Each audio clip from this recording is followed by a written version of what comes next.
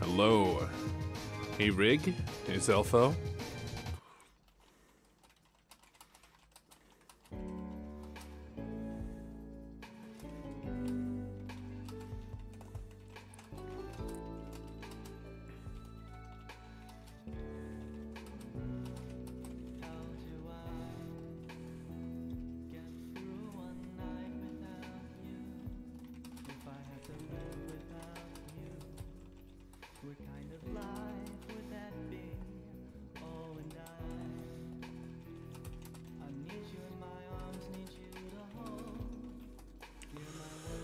Oh God, this song. Whoever. What about it? What about it, Rig?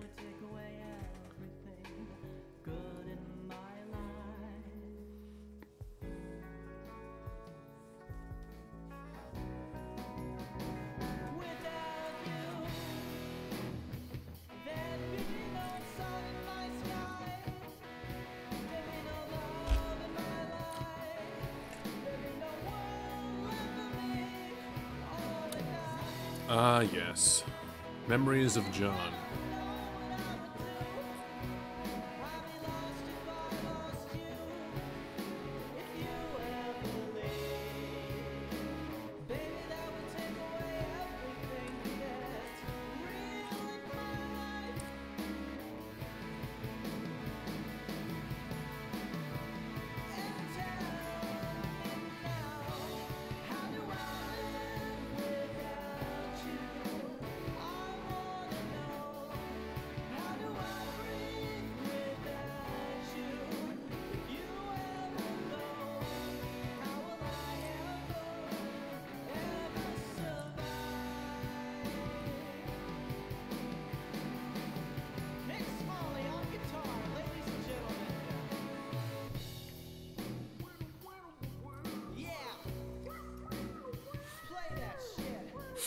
Oh, it's so beautiful.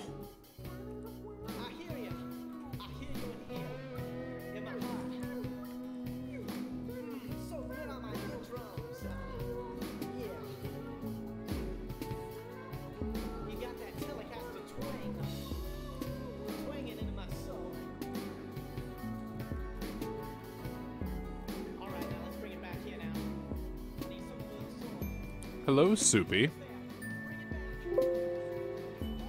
Welcome.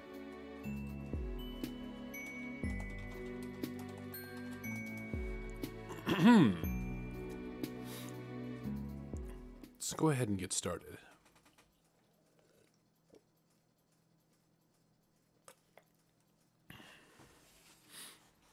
Alright, so we've been through Volume 1 of Bloodthirst and Bratwurst. We've been through Volume 2 of Aesthetics, Crimson and Otherwise.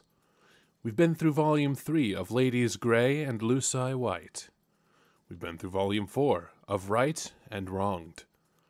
We've been through and now we are going to get into Volume 5 of Affection, Unwanted or Untrue.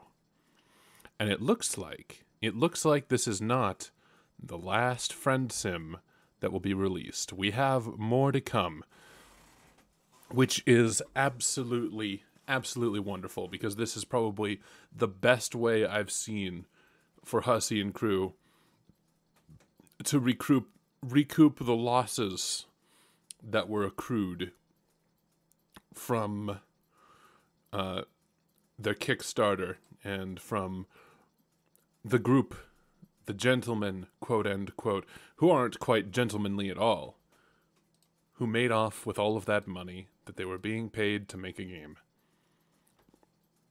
Anyways, walking.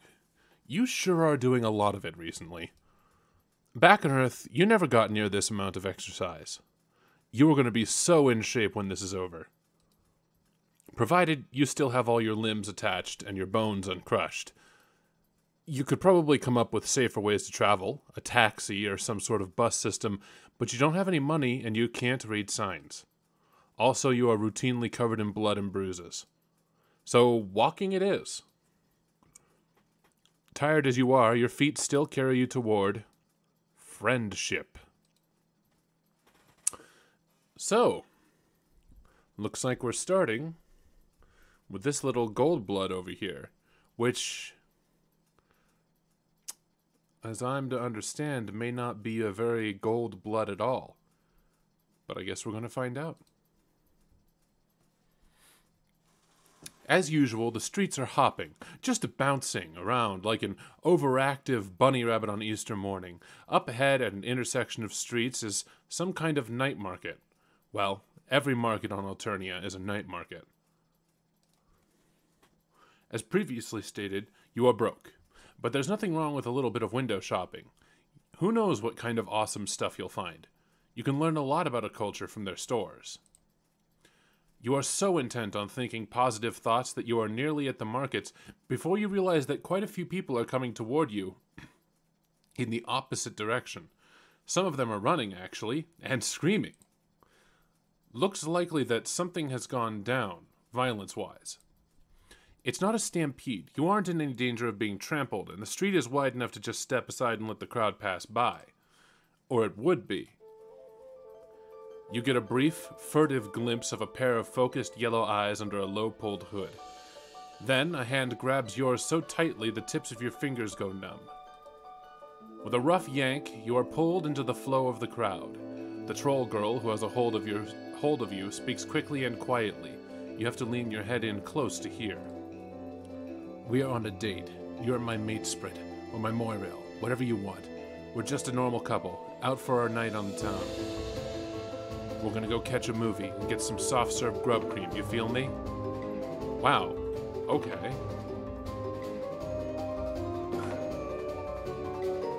Freak out and let the purr beast out of the bag.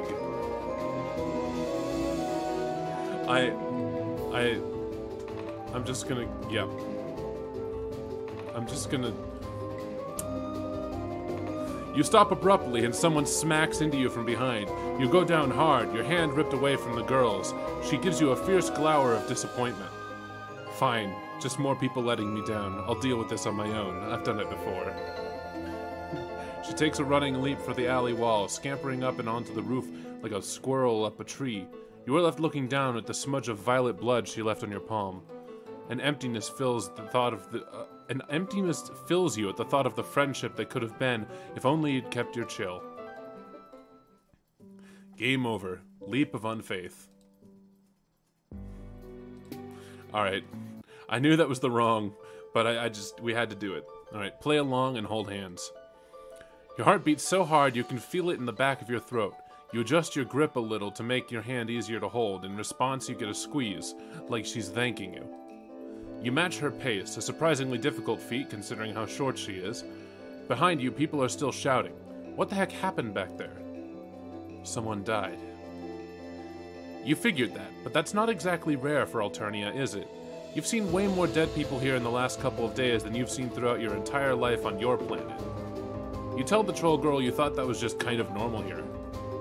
Normal, sure, when low bloods get killed. Natural order of things, right? But with high bloods, it's different. Personally, I don't give a shit about the natural order. Doesn't matter what the job is, I'll take it. Oh.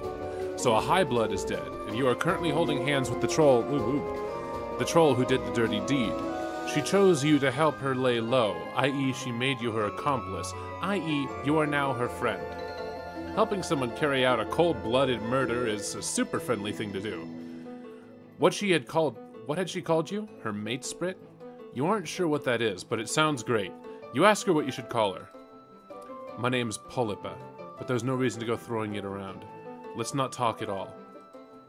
You want to point out that it won't look like a very convincing date if you're just walking in silence, but that would require talking, and she told you not to do that.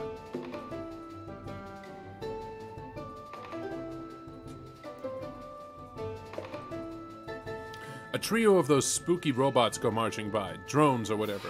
Their big, ugly heads swivel back and forth, like they're looking for someone. Polypa doesn't say anything, and she keeps her eyes forward, but she goes as sharp as a laser. Every muscle in her she goes as sharp as... Every muscle in her body tensing. You feel it through her hand. Her fingers tighten on yours until the drones disappear into the crowd. She yanks you around the corner into a smaller alley connecting two roads. There's nothing here but a pothole and a couple dumpsters. Hold up a minute. Her hoodie has a symbol on the front of it, two overlapping gold ovals. Most trolls seem to have a symbol designating their blood color on them somewhere. This means she's a gold blood, right? But then Polippa yanks the sweatshirt over her head, and underneath she's wearing a tank top, emblazoned with a symbol in olive green. It looks a little like a cat. It's pretty cute. She tosses the sweatshirt into the nearest dumpster and kicks a button on the side. A whoosh, accompanied by the sulfury stink of immolation. Note to self, don't go dumpster diving in Alternia. Polippa grabs your hand again as you head back out to the street. With her other hand, she works the tie out of her hair, shaking it out of its ponytail, letting it fall in thick, sweaty clumps against her neck. Next, she reaches up and takes part of her right horn off. Wait, no. It was a little bit of veneer, an artificial bit to cover up a notch in the chitin. Or chitin? Chitin? Whatever. What are all these random wardrobe changes about? You wonder until you actually begin to listen to some of the conversations happening around you, and check out the big billboard-sized screens mounted on roofs every few blocks. Seems like the rumor mill is already going hard. Apparently a well-respected Violet Blood is dead, killed in in full view of witnesses by a gold blood girl with a ponytail. Wow, you are really dealing with a professional here. I need to find somewhere to lay low until the heat turns down. I mean, we both do, since you're my associate now. I had a contact waiting, but I don't know what happened to her. It's possible she got spooked. Got any ideas for likely hideouts? I'm not from around here. You wonder what in the world made her think you have any idea what's going on, ever. She keeps giving you sharp looks as if she is gradually catching on to just who she has chosen to recruit. You want her to understand that no matter how busted you look, you're an amazing friend and co-conspirator. Well, here's your chance. What do you propose? Catch a movie and get some soft-serve grub cream. Polippa's mouth twitches. It could just be a muscle spasm, but you like to think it's a smile of approval and burgeoning camaraderie. Yeah, I guess we could. That's what people do on dates, right? It's been a while. I haven't seen a movie in forever. Let's do it.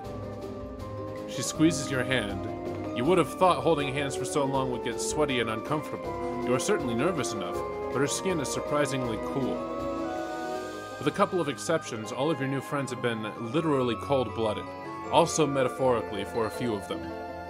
But you aren't going to judge them for their lifestyle choices. That isn't your place as a friend. Regardless, your point is, it's kind of nice holding hands even if it's under completely false murder pretenses. Come on, there's probably a theater in there. Makes sense, you aren't from around here and you don't think Polippa is either, but you can always recognize a mall when you see one. Stores and escalators and fountains full of slimy mall water, that's probably been in there for years. The biggest difference between this and an Earth mall is that there doesn't seem to be anyone working at any of these stores. Everything is automated.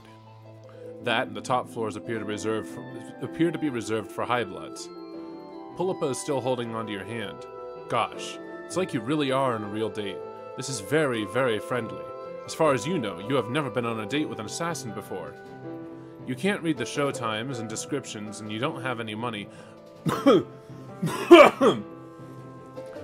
But Polippa chooses the movie and pays for you both. She tosses a couple of coins into a slot in the machine, and the machine spits out 2 tickets. You don't see any soft-serve grub cream, but you are a little too queasy from mingled nerves and excitement currently to deal with anything called grub cream. You do, however, stop for a bag of buttery exploded kernels at the concession stand. The theater you follow Polippa into isn't crowded, but you still feel every pair of eyes settling on you as you walk up the steps. Your heart pounds and sweat slides down the back of your neck. You're just positive everyone can see right through you to this deeply controversial cross-species matchup you got going on there. Or you got going here. Even worse, Polippa takes a seat weirdly close to the only other group in here. Man, Awkward. The movie starts playing. Hold on a second. Apparently, in Alternia, there aren't any trailers before movies. Kind of a bummer. If you're going to be stuck in here, you want to know what hot new... Or if you're going to be stuck here, you want to know what hot new summer blockbusters you have to look forward to. Surprisingly, the movie turns out to be a romantic comedy. You expected Pullipa to choose a thriller or a horror movie. From what you can glean of the plot, it's about a beautiful young Jade Blood who gets involved with a visiting Blue Blood and their servant, a big bumbling Bronze. The portrayal of Low Blood strikes you as vaguely offensive. They grunt and fall down a lot. The caverns look a lot fancier than you remember from the time you hung out with Bronya, just a lot bigger and more glittery. The main character spends a lot of time pulling a jeweled comb through her lustrous hair. The dialogue is kind of incoherent, and you don't just think it's because you are unfamiliar with the cultural context. It also doesn't help that Pullipa keeps up a running commentary throughout. The ban on conversation has apparently been lifted. Ugh, I can't believe they added in the mistaken identity storyline. So unnecessary. Also, Black Rom is so boring in comedies. There's just no punch to it. I can't believe how bad this is. I don't remember the book being this garbage, but I read it a long time ago. My taste may have just been worse back then. You were looking at her in a whole new light. She shrugs, possibly a little self-conscious. What, you think I've been an assassin since I pupated? Or think I've been an assassin since I pupated? I used to have a blog for relationship advice and stuff like that. Of course, I was just messing around. I didn't know anything beyond what I'd read online. Two characters are kissing on screen. You have no idea who they are. You're way more interested in the fact that Pullipa has decided to tell you her life story in the back of a movie theater. The deep blue light from a scene in the brooding caverns washes over her, making her look noble and sad. You are entranced. It didn't last, though. I doubt it had anything to do with my blog, but a few sweeps ago, a group of kids broke into my hive. I think they were high, maybe on Soper. Whatever, they stole a bunch of my shit, killed my Lucis, and some little psionic fuck broke both my legs with his brain, just because he thought it would be funny. You are riveted. You have a bit of a tragic backstory yourself, but nothing this dramatic. Pullipa picks through the buttery exploded kernels with a delicate claw. I was trapped in my hive. I would have starved to death if it hadn't been for some teal who lived in my neighborhood. Just some little idiot who ran around with an Eastern Alternia replica sword, challenging pur beasts to duels. Tealbloods are pedantic bulge lords, but they care about justice, and these kids had attacked me for no reason. I didn't break any laws. Anyway, that's why I'm equal opportunity for how I take jobs. Low blood, high blood, everyone is scum. One of the kids on the row ahead of you turns around to tell Pullipa that if she and her Moirail want to get all nasty and pale, maybe you should get a room. Pullipa kicks the back of her chair and tells her maybe she should mind her own business. The girl looks about ready to jump over the back of her seat, but the guy next to her pats her firmly on the cheek. Almost a slow-motion slap, firm and intense, with plenty of uncomfortably intimate eye contact. Is giving others, like, paps this cultural thing on Alternia now? So this motherfucker just car-catted his friend. The girl settles down after that, and everyone goes back to watching the movie. The rest of it goes by with your head spinning and your heart is in your throat. You're glad Pullipa trusts you enough to share her past, but you are nervous about her talking about it in public. Wasn't the whole point of coming to the movie to lay low? Think about it. When that girl sees the description in the alert, she's not going to be thinking about the noisy olive blood getting all conciliatory in public. It's way safer than skulking around, believe me. Gosh, Pullipa really is an expert. You are so glad you got to go on this date with her, even if it was mostly fake. As soon as you are back out on the street, Pullipa pulls out her phone. Slowly, her face falls. Fuck, that little nook licker. I thought she bailed on me, but according to her chitter, she's dead. They got her. Damn it. I told her to be careful. Her sadness is quickly turning to rage, vibrating off her in frantic waves. Her voice gets louder too, and people are starting to look your way. Heckling in a theater is one thing, shouting at a phone about murder is another. This is going south fast. You've got to calm her down.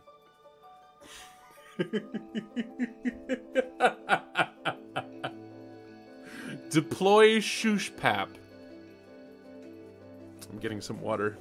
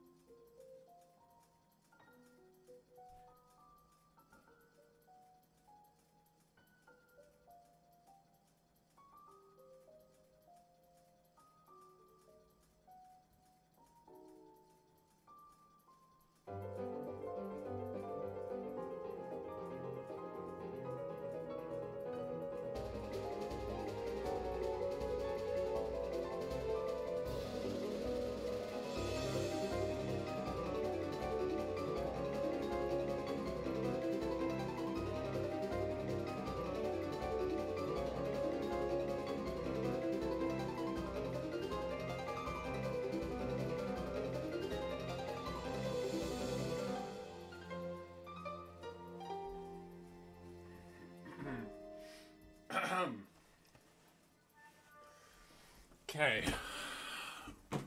I'm back. Actually, I'm not quite back. I'll be Shush Pap D troll. I wanna see we Shushy Paps. D dang, he must have needed some water. He laughed too hard, lol. The Shush Paps were too much. I can't wait. See, I'll tell you in a minute. Hold on.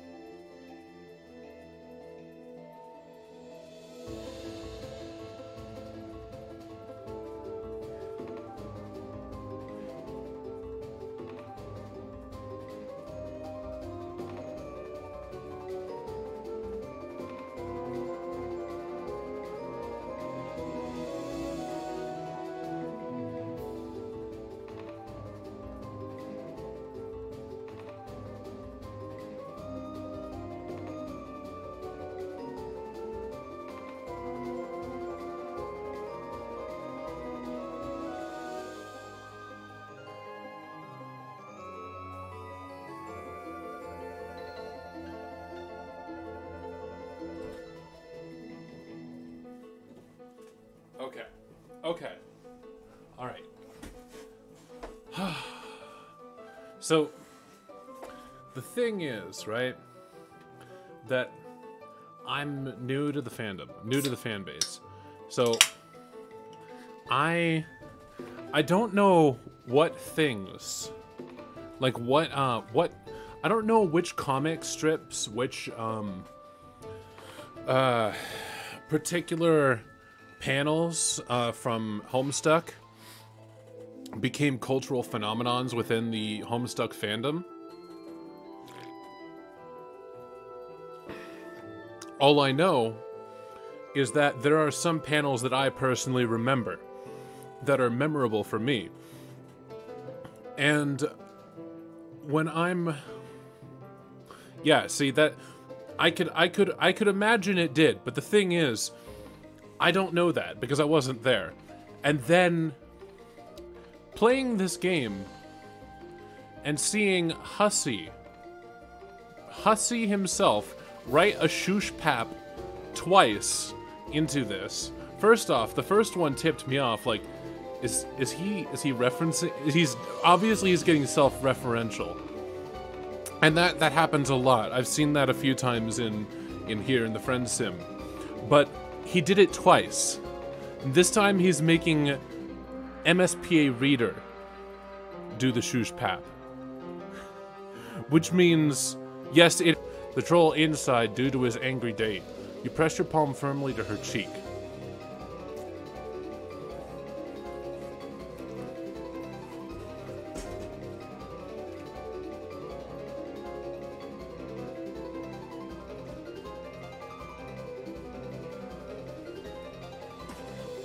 To your surprise, she blushes a deep olive green and her eyes slip closed.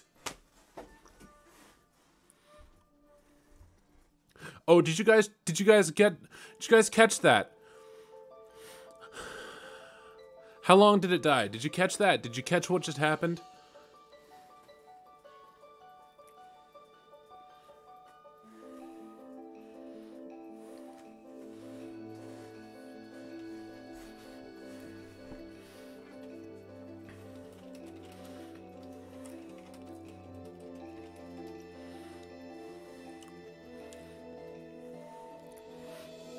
You guys caught my reaction to seeing that it works? It just worked. Yep!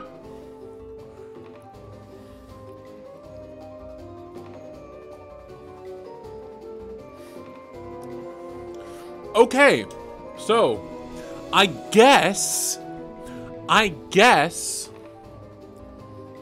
it's not just Carcat. I guess it's a thing.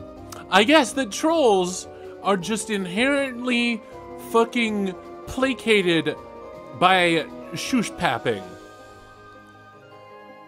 She leans into your touch as if she is drawing comfort from this tiny little gesture, and then she blinks and pulls away. Listen, I am technically on the clock right now. Let's be professional. Oh my god.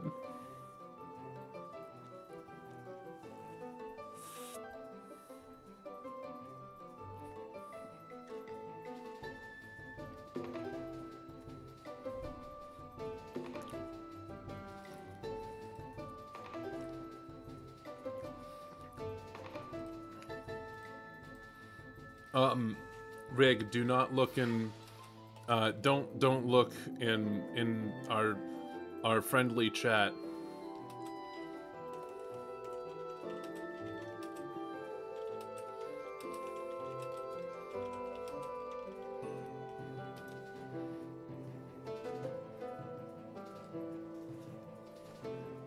No reason.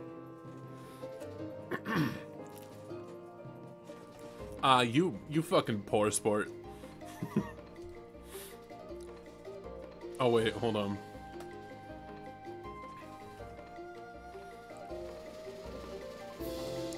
Fuck, how do I go back? I forgot.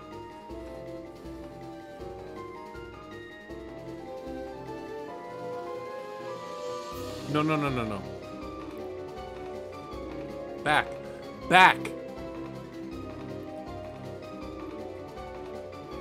Alright, hold on. She bites her lip, hesitating, and then reaches up and repeats the gesture on your face. An unbelievable warmth fills you. Could this be the warmth of friendship? You're a weird-looking, double-horn amputee with very few social skills, terrible survival instincts, and both short-term and long-term memory loss. But you're all right. If you ever want to earn a little cash, I could use a partner I can depend on. Is it raining? No, those are just tears in your eyes. Tears of gratitude. Okay, don't get too choked up. You're definitely just going to be bait. Oh, I see. You assure Pulapa that, due to your general ineptitude, you wouldn't want it any other way.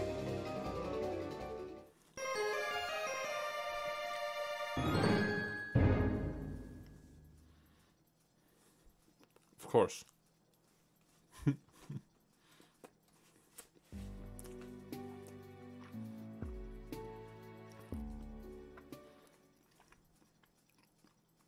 Oh, wait.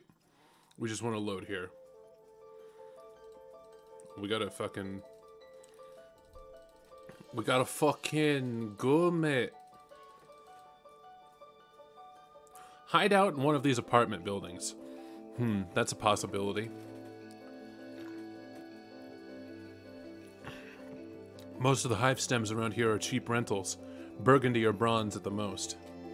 I could take them, no problem. I mean, I can take anyone. Same jobs just require a little more. Some jobs just require a little more forethought. You kind of meant finding an empty unit, or maybe skulking in a foyer or alien Starbucks, but you don't want to tell your cool new friend how to do her job. And there you go again, jumping the gun and claiming friends you don't have the right to. But she did choose you. Though at this point, she may be wishing she'd grabbed some other random stranger's hand. Well, pick one. This was your idea. Oh geez, you seriously don't need this kind of responsibility in your life. Nothing good will come from letting you be in charge, but you also don't want to hear her, you don't want her to think you are useless.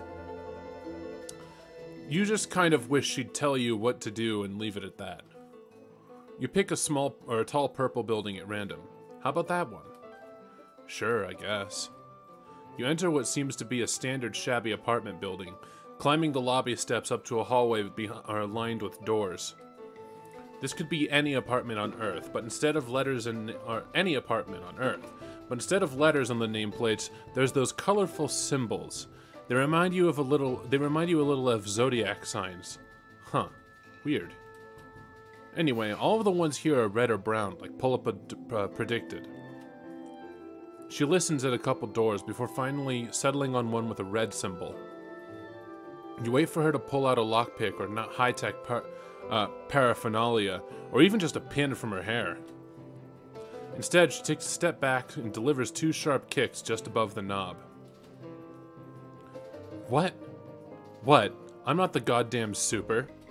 You assure her you are absolutely not judging the way she's running this operation. You don't think you've ever met a mercenary before. Unless you count that guy who tried to hit you up for cash when you were injured, or the little girl who drained your blood for paints, or the boy constantly on the prowl for delicious meats. The apartment is dingy, small, and smells like old pizza. Good news. Not that it smells bad, just the fact that there's pizza here. You don't think you could live on a planet that didn't have pizza. That's just beyond the pale. You try to shut the busted door as well as you can. Pulapa plunks herself down on the couch and pulls out her phone. Or, what did Skilla called it? A palm husk? She pulls out her palm husk and proceeds to ignore you. That's okay. It's important for friends to give each other space. You take the opportunity to poke around the apartment. Around the apartment you're currently illegally occupying. Just generally being a nosy piece of shit. Whoever lives here is a real slob. Dishes are piled high in the sink and the windows are so dirty you can barely see out of them. Something sticky and red stains the counter. It might be blood, but it might also be Kool-Aid. Fuck. God damn it. Shitting fuck breath. Something appears to have gone wrong. Pulapa is still on the couch, hunched over with her palm husk held close to her face. She types with her knuckles, You've noticed a lot of trolls do that, probably because of their claws. It's all over Chitter. Everyone's talking about it. My contact... They got her. She's been cold. Her voice is flat, her eyes expressionless. She lets the palm husk slip from her fingers into her lap. You stand next to the couch like an asshole. You don't know what to say, and you doubt Polypa is the hugging type, but you really can't stand her looking so dejected. Before you start pitying me, don't. I barely knew her. It's not like we were in a quadrant or anything. It was just business. You sit down on the other end of the couch, tipping your head and raising your eyebrows to show you are very ready to listen and learn and commiserate. Polypa wraps her arms around her knees. Most pros work with a partner. It's a lot easier when you have someone you trust watch your back. It's usually quadranted pairs who work together. There's one particularly famous olive and gold-blooded duo. I've lost plenty of jobs to them, but I've never found anyone that I trust enough to make into my partner, beyond just a random one-off. Killing a sea dweller is no joke. It's almost totally impossible.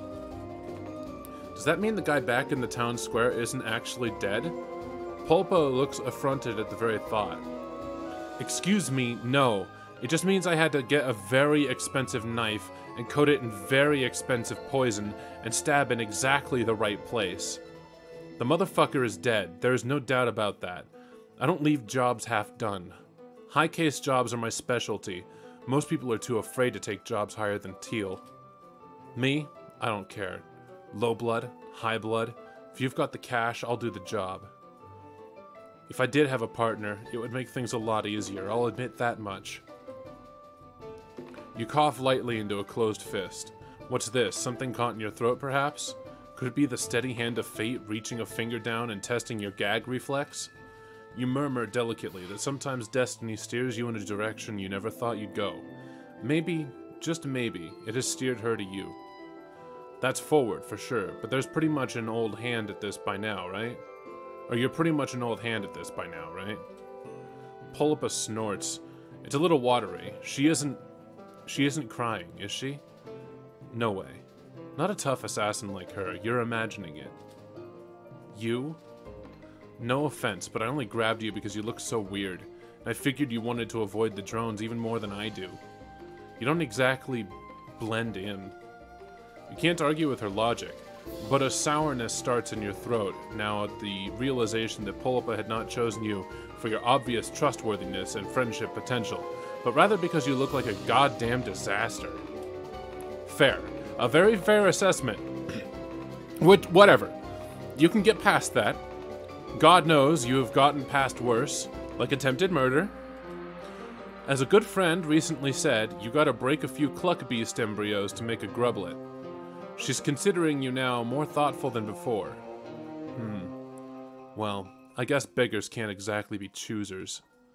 But you have to remember you aren't destined to find out. That fate finger reaches down further and chokes you. Keys jingle outside the apartment before whoever is out there catches sight of the busted door. What the hell? You and Polypa lock eyes. Oh shit. A quick flash of silver and suddenly a knife appears in Polypa's hands. Where did it even come from? Outside in the hall, someone is swearing. The broken door falls inward, and before it is all the way open, Polypa is up and over the couch, launching herself at the intruders. Shit, wait, you are the intruders. And this is what you were afraid of. You were about to watch your new friend kill some poor low-blood troll. This was such a terrible idea. Too bad there's no way to go back in time and make your choices all over again. Yeah, that would be rad. You wish life was like that. A short, stout little guy with a red symbol on his shirt comes through, but right behind him is a troll so tall he has to duck down to get through the door. Oh, hell no. The giant troll catches Polypa with one hand. He's got big ram-like horns and a curly purple symbol on his shirt. His face is painted in lines of black and white, makeup designed to make his face look like a skull. Look, babe. Look at these tiny wriggler thieves. Polypa writhes in his grip, catching or clawing at him like an angry cat. He hangs on, giving her a shake. Shit, you have to do something. But what? If you get in that purple guy's reach, you are absolutely going to get killed. You try to move to your feet, but your survival instincts are kicking in. You are rooted to the spot. You can't do anything. You are useless. You don't even know what happened to Pulpa's knife. God, you wish you had taken on some self-defense classes back in Earth. The High Blood gives Pulpa a wide smile and tosses her across the room like he's lobbing a dodgeball. She lands on her back, rolls to her feet, and bolts for the window. Of course he would have a High Blood mate, of course he would have a High Blood mate sprit. The High Blood turns to you and sticks out a big gray tongue, and wow, suddenly you can move your feet again. You throw yourself out the window after Pulpa. You are only one floor up, but that's one floor more than you would like to be when falling out of a building. Your fall is broken by Pulpa, meaning you get a collection of bony elbows and knees applied to your gut. She bares her teeth at you. Get off, idiot! They're definitely going to call the drones. We've got to run. You roll your big floppy body off of her and hustle to keep up as she peels off down the street. You throw one last glance over your shoulder to see the two guys hanging out the window. The High Blood waves lazily. Oh, a fucking course he does. Pulpa starts out strong, but pretty soon she is limping and leaning on your shoulder. A jagged piece of glass is wedged in her calf muscle. You lean down to get a closer look. You're no doctor, but recently you've become an expert in acute injuries. What the hell? Stop! You want me to leave a blood trail? We need to split up now that we've been seen together. Your heart sinks all the way to your aching feet. God, you'd been so sure you had this one on lock. You mention, half mumbling to yourself, that maybe it would be better if you stayed together. Safety in numbers and all that. Oh yeah? Maybe safety for you. This was a terrible idea. I can't believe I ever trusted someone that someone could have my back. Yeah, let's do another of your amazing plans. Sounds great. She leaves you at an intersection of streets. Even though she is no longer leaning on you, you nevertheless feel a heaviness settle inside you, philosophically. A deep fatigue so intense you want to curl up on the ground. So you do.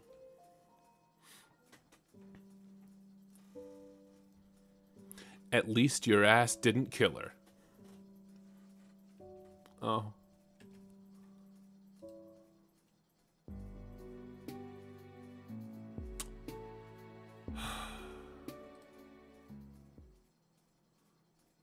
You know, for some reason, I imagined that this random-ass little Rust Blood had fucking a big buff, or a big, yeah, just like a fucking big buff Gamzee as a mate sprit.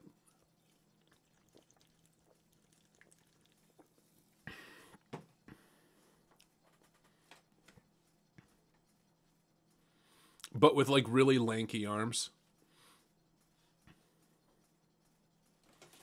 Alright, we're gonna skip. There we go. Time for Zebra. Let's see just how terrible he is. Everyone's been talking about how terrible he is. Yeah, the closest we've come to one of our... aside from... You know what? I'm not going to say anything. I was going to say something really fucking stupid. But all I can think of right now is God, the one-eyed Goldblood and the incident.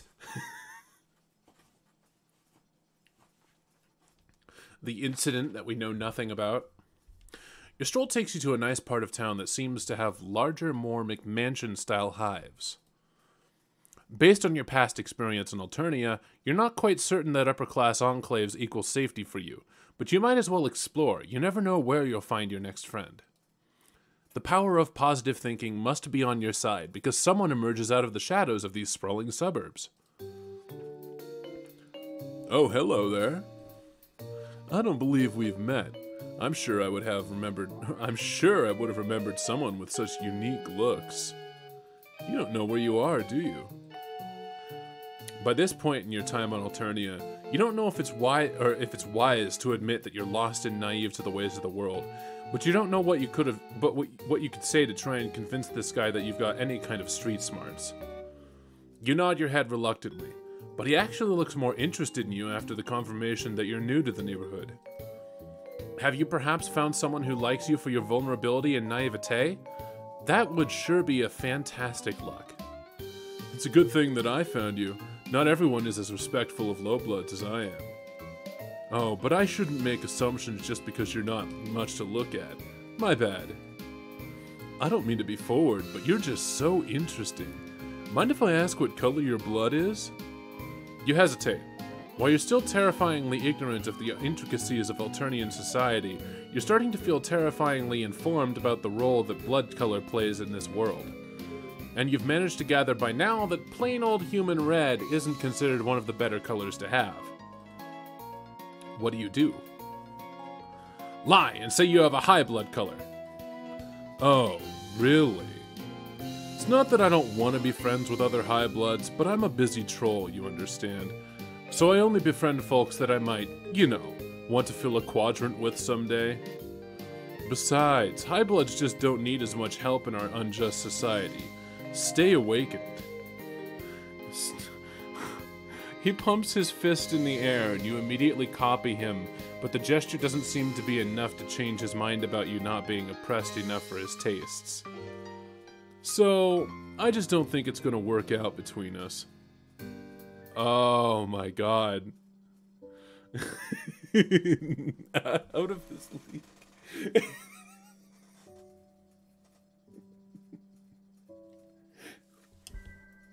Oh, sorry, babe. You just don't have enough oppression points to be my GF.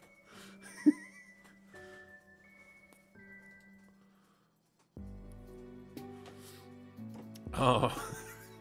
It's like walking up to somebody, giving them a good look down, and then saying, sorry, you're too white to be my girlfriend. I only date black girls. The blacker the better.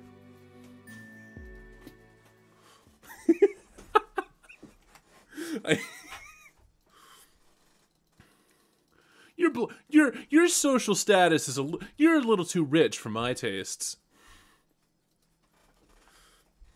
No, I guess, I don't like making the race analogy. Let's put it, it's more like, oh, sorry, I'm only looking for poor people.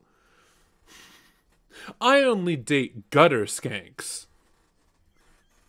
Shit. Sorry, you've got too much money for me. I just pulled a bunch of money out of my daddy's trust fund, and I'm looking for a really poor girl to spend it all on. Anyway, tell the truth. Red, huh? Wow, that's so unique. I've always liked the color red. I don't think I've ever filled a quadrant with a red blood before. I mean, I don't think I've ever made friends with a red blood before. You don't know what a quadrant is, or what it means to fill one. Given your experience on this planet so far, you're nervous it could mean something violent. But you don't want to further expose your ignorance, so you just say that you're as excited for this friendship as he is. You come on strong. Nice. You need a place to stay for the night, right?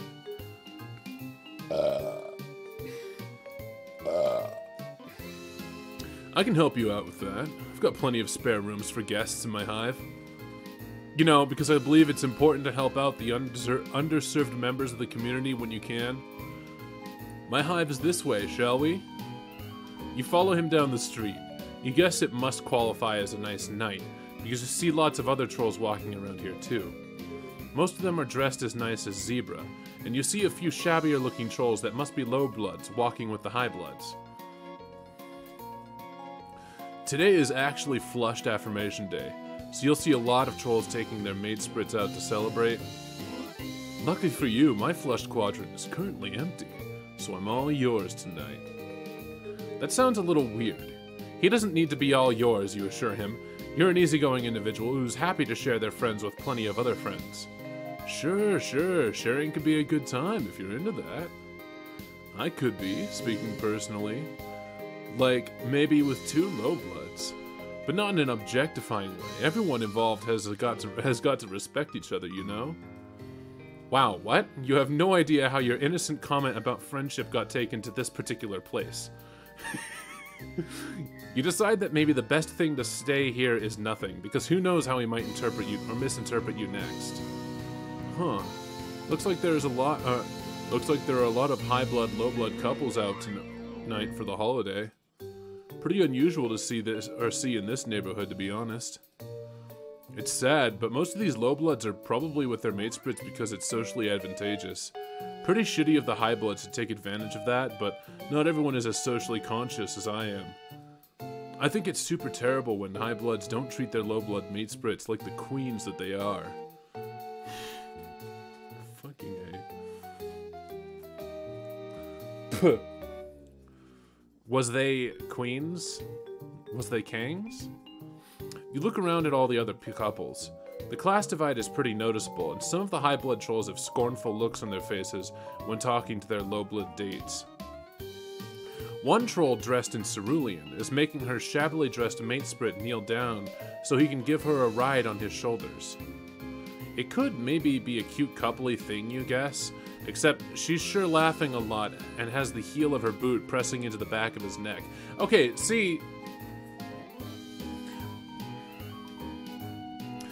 You don't want to speculate about what people might be into, but it does seem kind of humiliating.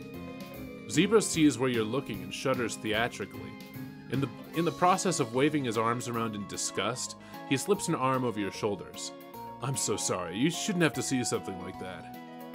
You're trying to think of a tactful and friendly way to move away from his arm around your shoulders when you arrive at what must be his hive.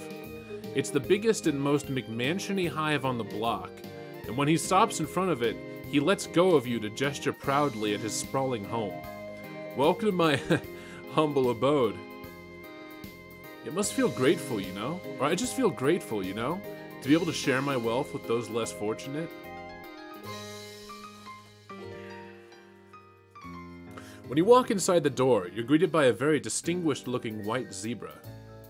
It has normal zebra markings all over its body, except for around its neck, where the dark gray zags have formed a shape that looks like a bow tie, almost like it's wearing a suit. You don't know how its zebra face is managing to radiate pure disdain when it looks at you, but that is unquestionably the energy you're getting. Don't mind my Lucis. He's kind of socially old-fashioned. But he lets me keep low bloods around the hive to help out and stuff, so he's not all that bad. Let me give you the grand tour. As Zebra takes you through the spacious hive, you can see other trolls in several of the rooms. Most of them aren't wearing clothes as nice as Zebra's. You're guessing these are the low bloods he just mentioned? They seem to all be doing chores. Sweeping, cooking, exchanging green slime and troll-sized bathtubs for other, possibly fresher green slime. Okay, so the thing is, right? The thing is, by our world standards, by human standards, God, Zebra is so scummy. But all I'm doing is I'm seeing what's being presented here within Alternia. And what he's and how he's acting in the context of Alternia, and all I can think is, this must be what it's like to actually be a decent person on Alternia. Because he's not, when he says that high bloods are taking advantage of low bloods socially and whatnot, and the low bloods are getting with high bloods to. For the social advantage and whatnot, I get the feeling that that's actually how it is on all of Alternia, and it's really, like, that's just scummy to think about. But here this guy is, and maybe he's shitty, maybe, no? Okay, Rig, why don't you explain? Just keep playing? Okay, they seem to be doing chores, blah blah blah blah blah.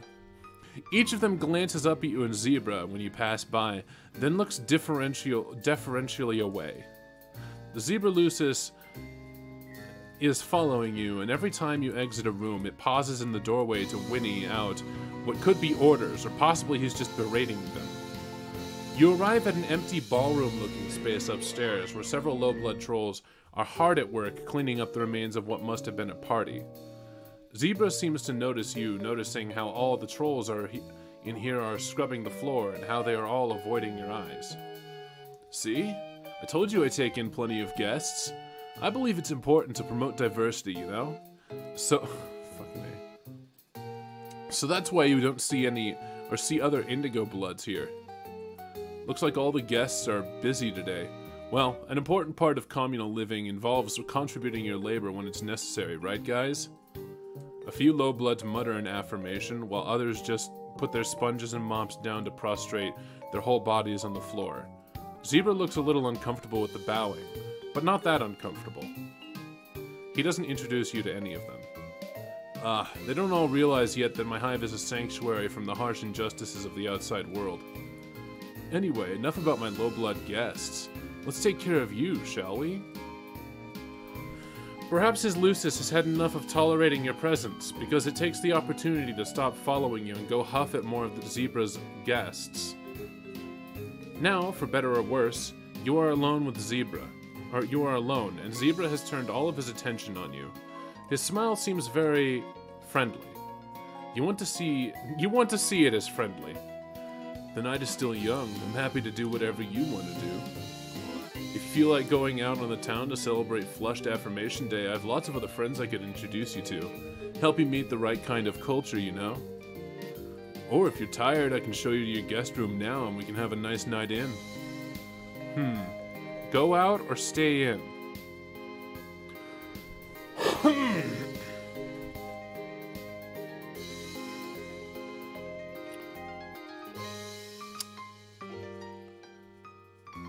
Show me to my room, please. I get the feeling that that's the right answer for Zebra. You think that going out with Zebra on Flushed Affirmation Day might potentially give him the wrong idea. Besides, you're pretty tired, so you don't feel like going out. You tell him you're ready to retire to your guest room now. Sure. Oh, bruh, by the way, have you heard of Chixie Roymer? You probably haven't. You don't seem like you're a very serious music fan. But you've got a great opportunity tonight to learn from me. One of her low-blood musician friends is playing a show for the holiday, and I can get us in because I'm super connected in the scene.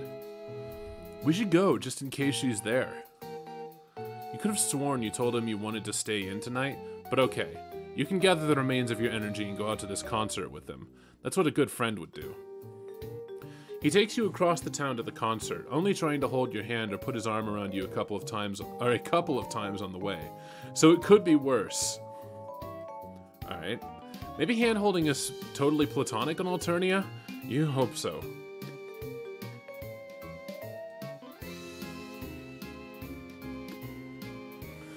The concert itself is one troll with a guitar and a harmonica who, according to Zebra, is a low-blood whose songs are spreading truly radical messages, almost as radical as Chixie's.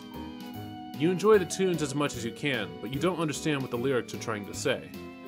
You ask Zebra what the lyrics mean, since the message is apparently important to him, but he gets annoyed with your question. What? The lyrics are about, well, they're about a lot of things. Social justice and oppression and stuff. It's hard to explain to someone who doesn't already get it. Like, if you're not on my level already, I don't know what I can really say, you know? But enough about the music. I want to talk about you. What sort of things are you into?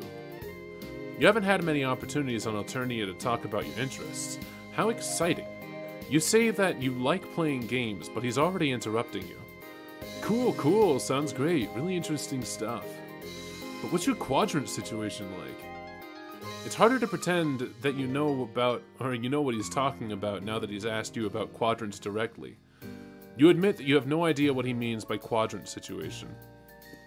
Whoa, you're even more clueless than I thought. Don't worry, I still find you attractive. He goes into a brief, but not really brief enough, explanation of the 4 types of romance in Alternia. Matespritship, the flushed quadrant, which to you sounds like the most analogous to human romantic partnerships. More allegiance, the pale quadrant, which sounds like an exceptionally codependent friendship by human standards. Auspisticism, the ashen quadrant, which you don't understand at all, and kismicitude, the black quadrant, which sounds like repeatedly hooking up with someone you hate.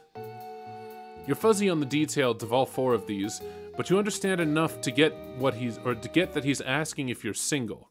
You tell him that you really just want to be friends. Of course, I super respect your choices. If you ever change your mind, I'm right here. And being in a quadrant with an influential yet sensitive and socially aware indigo blood like myself could make it a lot easier for you to survive and thrive on Alternia. Wasn't he criticizing that kind of high blood, low blood, socially advantageous relationship just a few hours ago? It wouldn't be very friendly of you. Hold on, wait. It could make it a lot okay. It wouldn't be very friendly of you to point out his hypocrisy, so you don't mention it. After another song, another troll at the club sidles up to Zebra and whispers something to his ear, then skulks off again. Zebra looks alarmed, glancing around him and edging towards the club exit.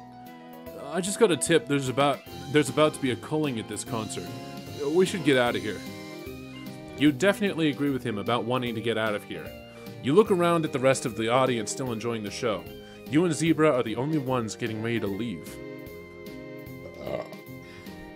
Is he going to warn any of the other trolls here out of the danger? Oh no, definitely not. If I were to warn any of these lowbloods that a culling is coming, that would mean risking my life too. Not that I've ever tried, but everyone knows that.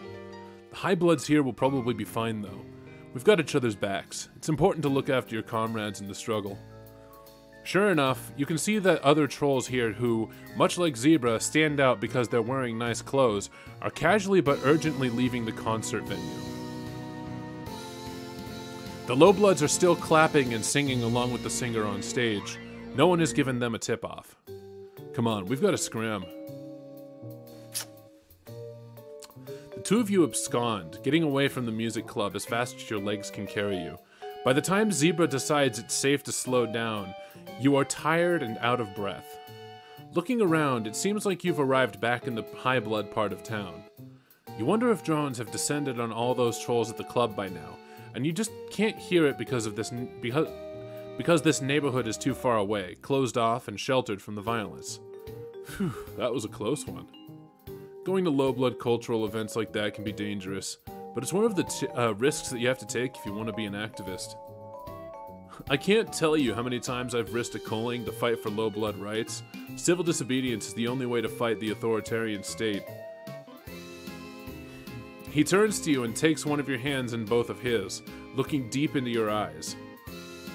I just think it's so cool how you supported me back there when we risked our lives for the cause. It's probably the best way you can contribute as an activist and ally, you know? By supporting me. And speaking of activism, we were talking about quadrants earlier. Let's get back to that. This guy just does not want to take no for an answer. Once again, you reiterate that friendship is what you're looking for here. He nods enthusiastically and squeezes your hand tighter. Fuck yeah, I love friendship. I've always believed that a strong friendship is the best foundation for any successful romantic relationship. And many trolls start by being friends first and enter a quadrant later. Even if you try to be friends but then fight too much, you can still prepare for a collisionous quadrant. Either way, the thought of being your friend makes my blood pusher...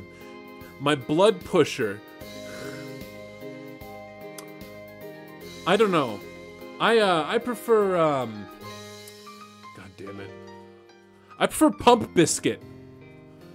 Pump Biscuit is my favorite analogous term for heart.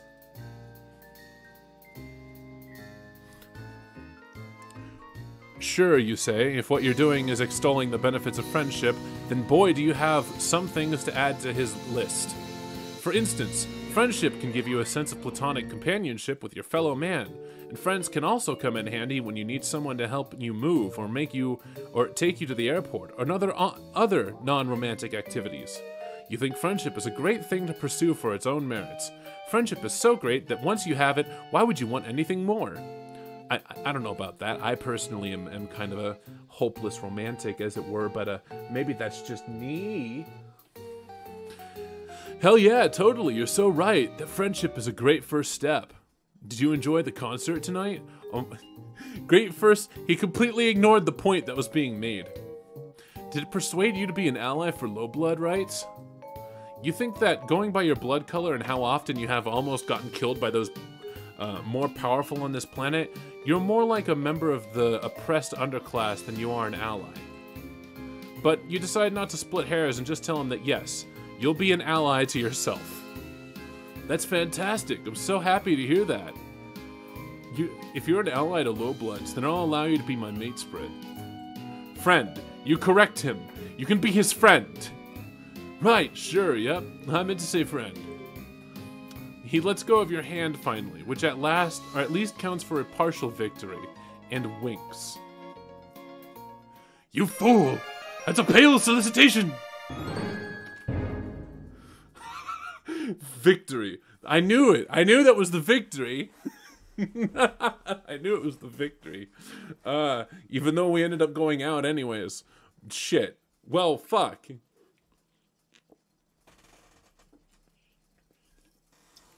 Fucking A. Of course. Of fucking course. Zebra isn't just like... Of course Zebra isn't,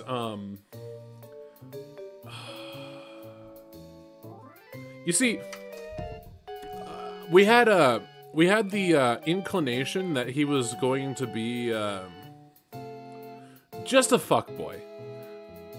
But as it turns out, it's not, you know, I like that Hussey made him not just a he's not Zebra isn't just a thirsty hoe or tramp. He ain't just a thought. Motherfucker is a wonderful representation of the socially he's a perfect example of basically college champagne socialism. I love it. I don't even think he's a false ally. I think he's like fully engulfed in it, but I think he's fully engulfed in it, and he's using his activism for the sake of getting some fucking what's the word? Concuptions. I think it's both. I don't think he's false at all, but just like many of the upper class who will go out and they will be active and they will very actively go out and fight for social justice. They want to do it. They want to do it.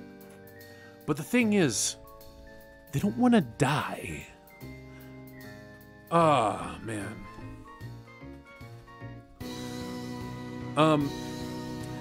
That's the thing about fucking champagne socialists. They're so dedicated to the cause and they know it, but they are afraid of getting hurt.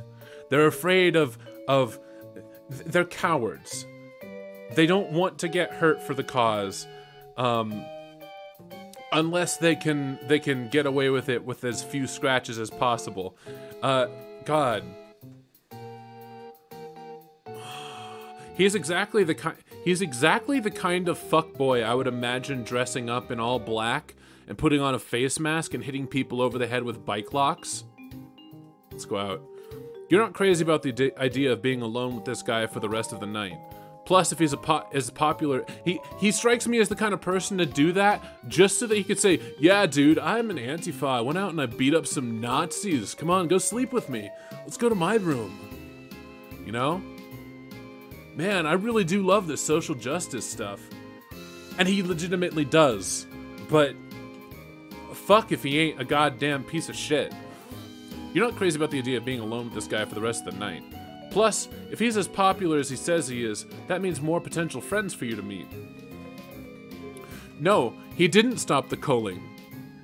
And if the police were descending upon if the police were descending upon a group of Antifa, or if they were descending upon a protest, the most active motherfuckers would be the first to leave. Interested in going out. Cool, cool. It sounds like a great time. I'll just go get ready. Actually, I think I'm more in the mood for a nice quiet night in. Oh, he takes the opposite of what you told. Okay. Maybe television streaming service and lower the temperature if that's cool with you.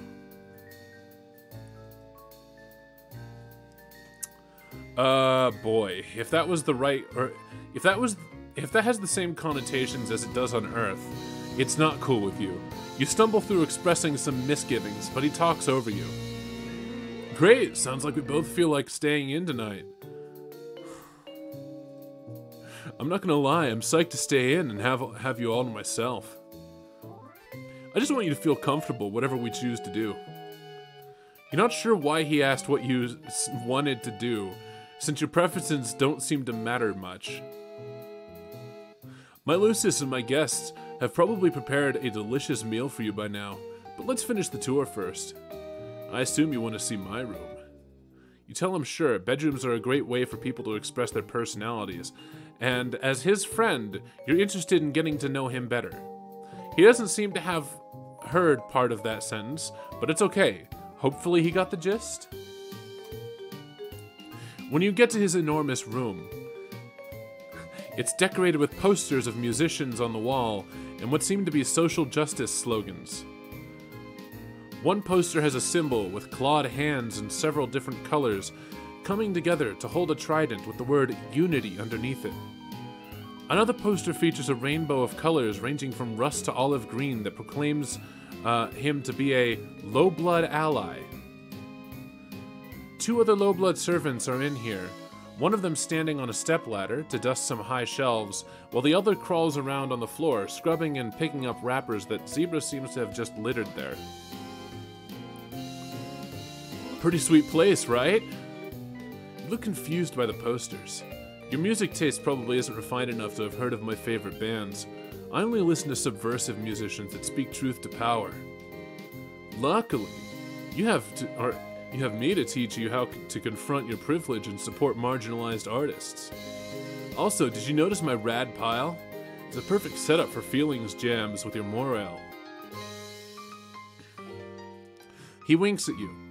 You don't know what a moirail is, or what he means by feelings jam, which sounds like, in theory, it could be a nice thing, but maybe not, given the sleazy way he puts it. You tell him that it looks like a very nice pile of things. You spot okay, so feelings piles are a normal thing on Alternia, and that wasn't just something they did on the fucking, the comet, with the fucking horns. You spot a couple pillows, what looks like a puppet with a disturbingly long nose, some random bow ties, a few horseshoes. Great, Smuppets are on Alternia too. They're just all over the fucking place, aren't they? How the fuck did that get everywhere?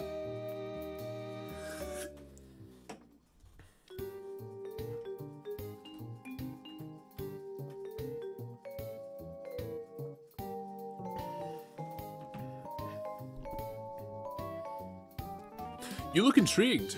Want to lie down on it for a second? We don't have to do anything, but sometimes it can be nice to just, you know, pacify each other for a bit. He sprawls on the pile in what he probably thinks is an enticing way, like he wants you to draw him like one of your French girls. You turn away and try to hide the disturbed expression on your face, because turning down his advances probably isn't the best way to secure his friendship. As you cast your eyes around the rest of the room, you notice that the low-blood servant scrubbing the floor is having a coughing fit. You can tell she's trying to cough unobtrusively, but it seems like she's hacking her lungs up, with each big cough racking her whole body and making her shoulders shake. Concerned, you crouch down by her side. She jumps when she notices your concern and mumbles that she's fine, that you don't need to worry. But she doesn't look fine. Now that you're getting a closer look, you can tell that she seems to be underfed and exhausted, with sickly shadows on her face and scraped up knees and elbows. She looks bad, and you know bad, considering how much of your time you've recently spent stumbling around with various excruciating injuries. You mentioned to Zebra that his guest is not looking so good. He frowns, getting up from his pile of stuff to come investigate, blinking down at you in confusion and not sparing a glance for the low blood. What? What are you even talking about? The servant tries to go back to her scrubbing, but she strangles with coughing and scrubbing simultaneously. It's hard for you to watch. Surely she would feel better if she took a break and ate or drank something. You ask Zebra about about that hot meal he said was being cooked for you. Maybe you could give some of it to this poor sick troll. Jeez, you're making me look bad. There's no way a guest in my house could be going hungry. I respect low bloods and do everything in my power to take care of them. Okay. You're right. You guys are right. He's completely fucking fake. I thought he was genuine. My bad. I wasn't gonna preclude that having a bunch of low bloods doing your housework meant that he was fake, you know? I just thought, oh, well, he's employing a bunch of fucking poor people to do his housework, and that's empowering, I guess. But no! They're basically fucking slaves, I guess. He's, yeah, alright, there's no way a guest in my house could go, okay. What do you think? What? Do you think you're a better ally than I am? Considering your status, or lack thereof, on this planet, you're not sure you count as an ally so much as a member of the oppressed underclass, but you let that slide. You hasten to explain that you didn't mean to criticize him, and that you're sure he's doing a fine job at being an ally to lowbloods. Yeah, well, it's not easy. Whatever. Maybe you should go eat. Maybe we should go eat now. I don't feel like having a feelings jam anymore. He turns and leaves the room without showing any sign that he'll do something for the sick lowblood. You mouth an apology to her behind his back, and she just gives you a tired wave and goes back to scrubbing. Zebra leads you downstairs to the dining room, where his Lucis is supervising a team of lowbloods, setting the table with what looks like a 4-course meal. The look on Lucis's zebra face is now even more disdainful than before. Its bow tie seems angrier. Looks like dinner is almost ready. Cool, cool. Of course, you're probably not going to offer to pay for any of it, are you? Figures. Lowbloods. I mean, trolls in general are always expecting me to provide for them without ever offering any concuptions in return. Ah, yes, there it is. For once, you're kind of glad that you're unfamiliar with his alien vocabulary and innuendo. You have absolutely no money, which he definitely knows. You can pay him back for the dinner in friendship? Yeah, well, I'm not sure I want to be friends with someone who has a problem with the way I do activism. I have it on good authority from every other highblood that I know that my intersectional praxis is valid. You stumble over your words in your haste to assure him that you in no way meant that he's not valid. You've never met a troll so valid. Or you've never met a troll so valid. No one believes in his validity more than you do. Whatever, let's just eat. You both sit down at the table while the lowbloods set the table. Light the candles, and serve the appetizer course. You can't help but notice that most of them look just as malnourished and sickly as the troll upstairs, but it might be best not to bring that up again. You eat in silence for a while, and Zebra looks like he's stewing over something. Then he sets his fork down and looks over the table at you with a frown. You know what? I just realized. You totally denied my lowblood her own agency when you questioned me about not feeding her. Yeah, what you said was totally problematic. You don't respect lowbloods at all, do you? Not like I do. You try to apologize, saying that it was not your intention to disrespect anyone, but that you're sorry you apparently did. He doesn't let you get the words out. People don't realize how tough it is to be a high-blood troll who believes in social justice. Seriously, I face my own kind of oppression for speaking out and being an activist for low-blood rights. For one thing, I never get the conciliation or concuptions I deserve. My quadrants are always going unfilled because no one else agrees with my radical views. I thought you'd be different, but you don't get it either. You try to tell him that he's got you all wrong. You agree with his radical views and believe in low blood rights, which is why you were concerned for his guest in the first place. But he acts like you didn't say any of what you just said. You're just another one of the oppressors, complicit in the unequal power structures of your fucked up society, or our fucked up society. Your lack of awareness of your own privilege really makes me sick. And you must think you're so oppressed with your red blood and multiple injuries? But what you're doing now, rejecting me and criticizing me, it's really exactly the same as what sub-jugglers do to the low-bloods they cull. You probably deserve whatever shitty position you have in society. Unlike me, I deserve to have this nice house and low-blood servants and full quadrants for being such a good activist, okay? He's standing up by now, advancing on you with his zebra stamping its hooves threateningly at his side. You scramble back, trying to make your way to the front door. It's tricky because you have to step around all the lowbloods who seem to feel strongly that they should get away from Zebra when he's angry. You don't make it to the front door fast enough on your own. With a terrifying equine scream, Zebra's Lucis rears up on its hind legs and strikes you with its hooves, battering you through the front door and breaking some of your recently healed ribs again. Take your privilege and offensive views and get out. Anyone who doesn't respect lowbloods is not welcome as a guest in my hive.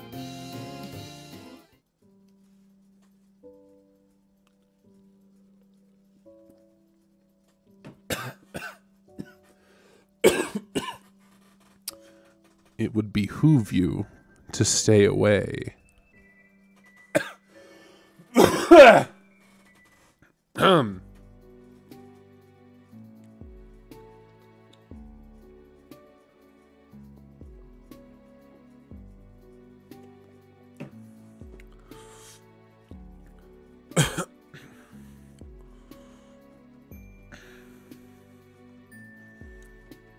Zebra does need to get checked.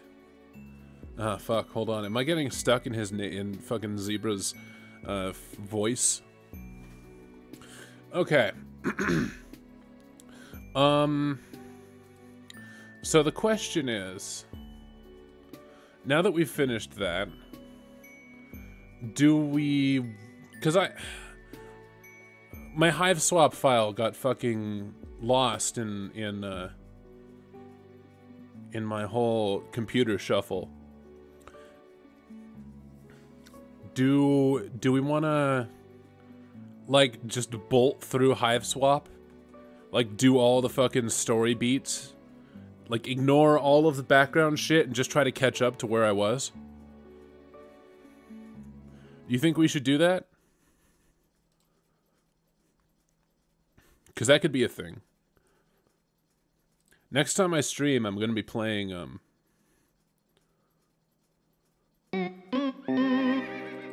Next time I stream, I'm going to be playing some, other games.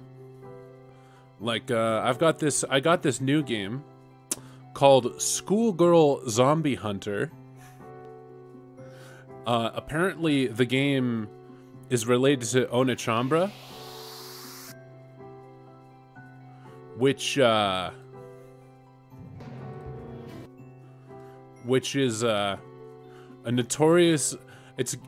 I hear it's really good as far as gameplay goes, but it's notorious for having main characters that run around in fucking bikinis, which is always fun. But that's for another stream. I'm gonna play that. I'm either gonna play that for a video or for another stream. But yeah, I guess so let's just let's pick up. Let's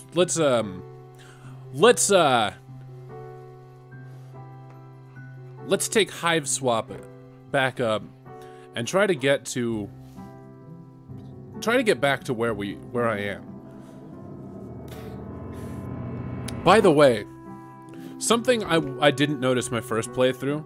I really love how all of All of Jake Harley's kids have white dogs.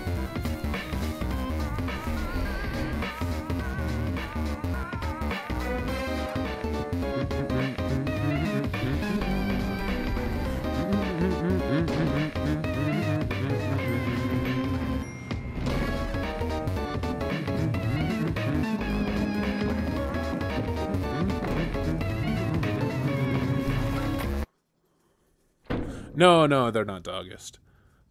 Your name is... Sorry, you're gonna need a minute.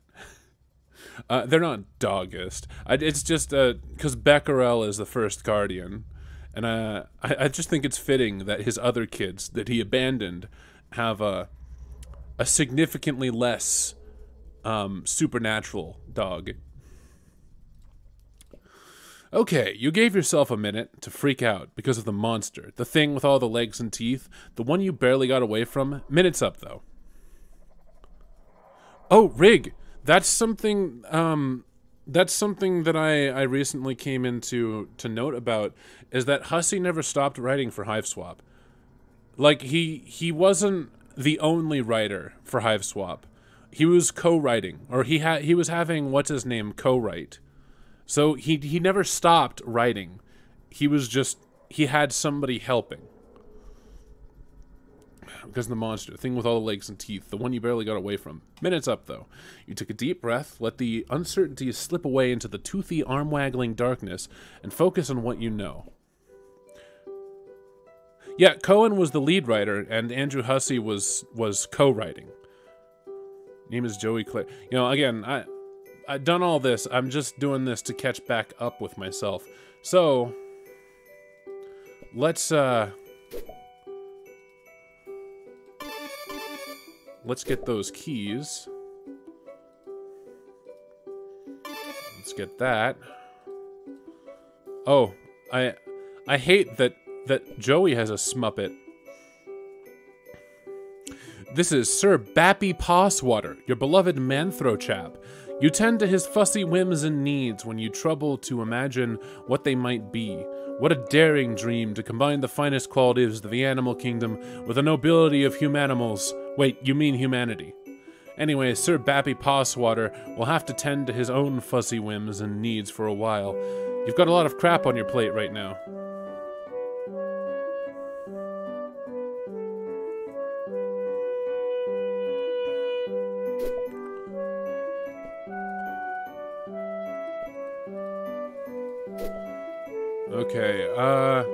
Okay, so I've got...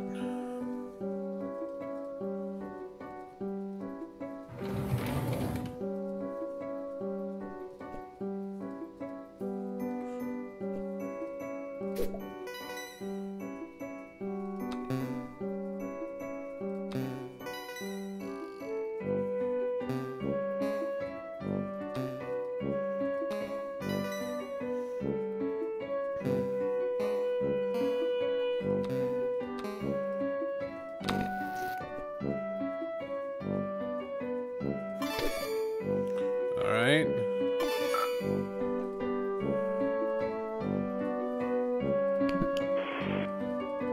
I'm not gonna,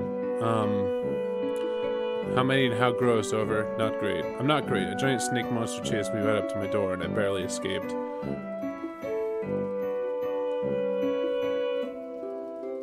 I'm not gonna read through all of this because I've already done it before, and you can always pick up my previous playthroughs.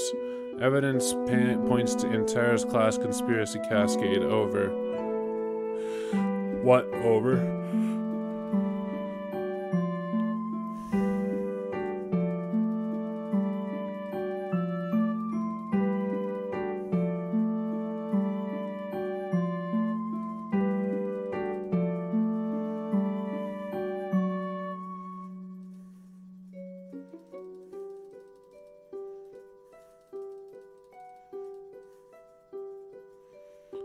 Somewhere last year that Toby Fox was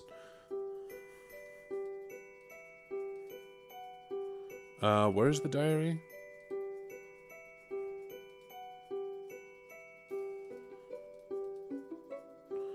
Fuck. I forgot what the diary is. Oh, there it is.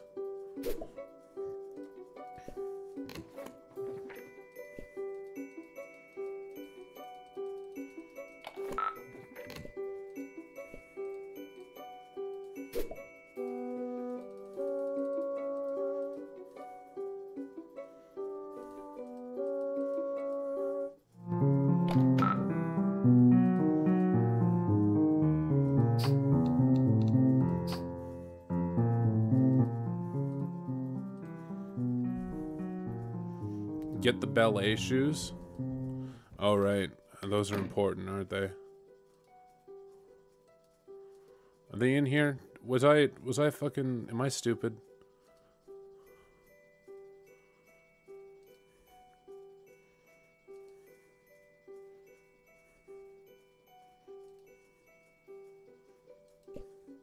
Oh, they're here. You mean tap dancing shoes?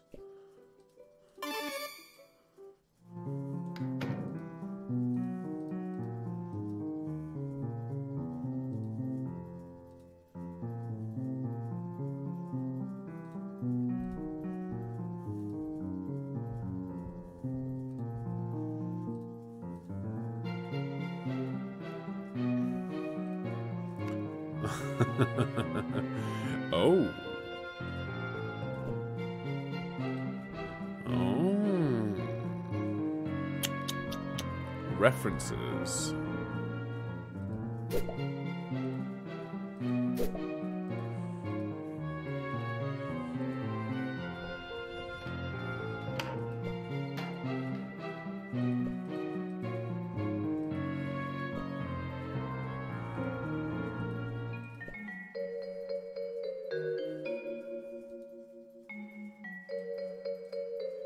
Oh, of course.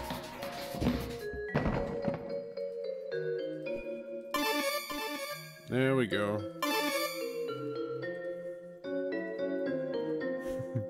Please keep those safe, or please keep safe. Over? No. No, I'm throwing them all away. Joey, please. Those are my favorites. Over.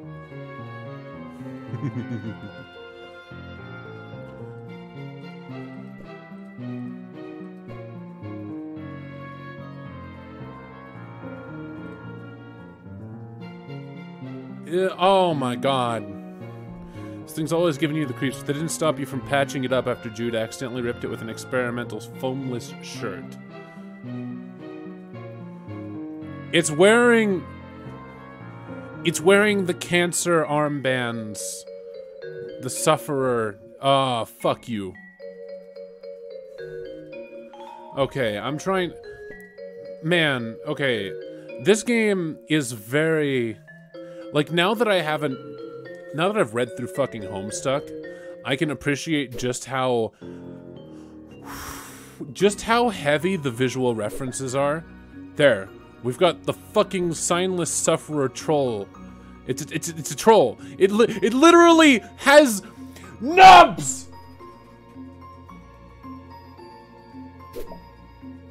It is a sufferer plush.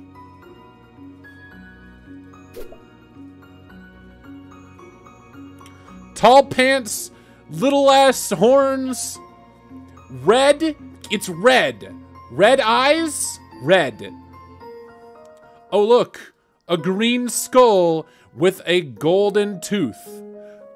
Gee, wonder what that could be a reference to.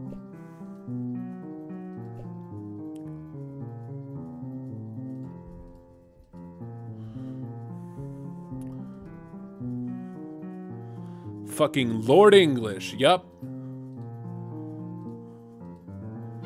This game is so dense with visual references.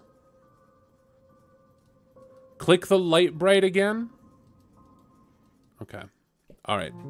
I'll humor you. I'll go click the fucking light bright again. Oh look, it's a slinky.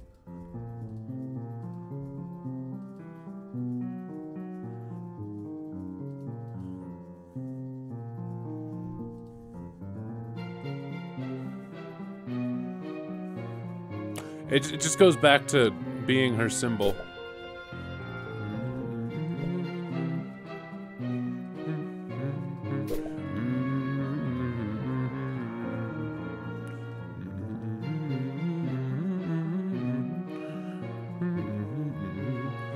That is Cat. That is Roxy's cat design. That is Jake Harley, Jade, and no, never mind. No, that's actually the dog, and never mind. Nope. Another, back to the swirl. And back to the light. Nah, there's nothing else.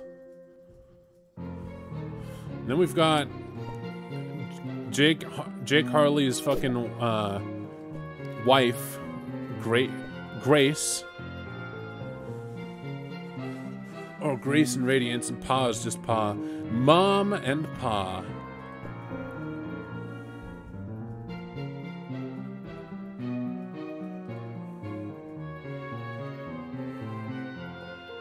Yeah, the adults have a face now.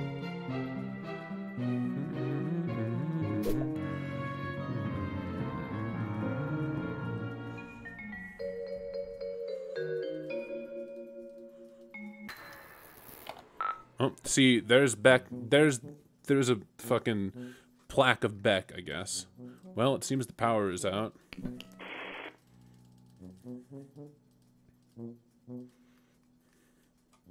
Mama Lalonde. Yep.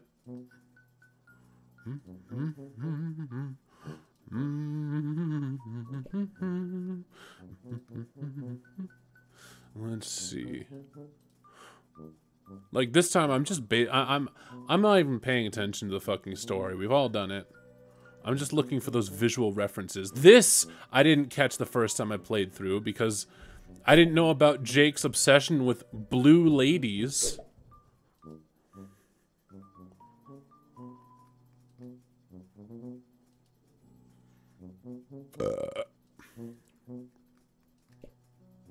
Play a haunting refrain. I mean, melody. That would be just the thing, wouldn't it? Some kind of eerie, lonely sonata to maybe set the tone for the adventure ahead. Something in a minor key, maybe. It's a shame that you could probably provoke a bunch of monsters, or you would probably provoke a bunch of monsters each. Also, you can't really play the piano. Yeah, that is a shame.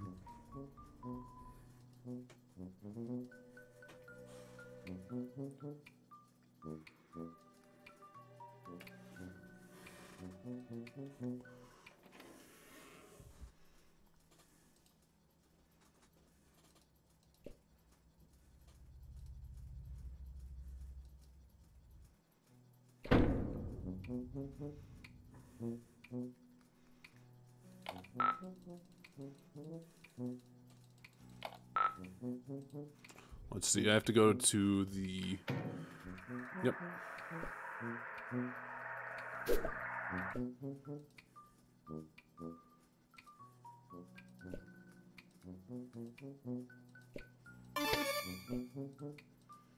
Perfecto.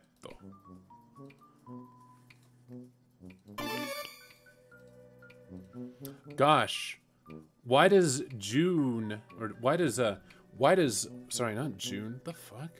Why does, Joey get to have 3 strife specify? No, 2.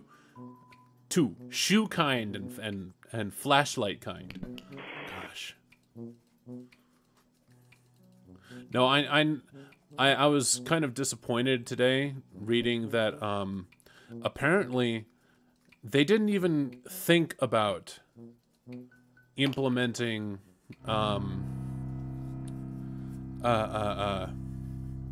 like the idea of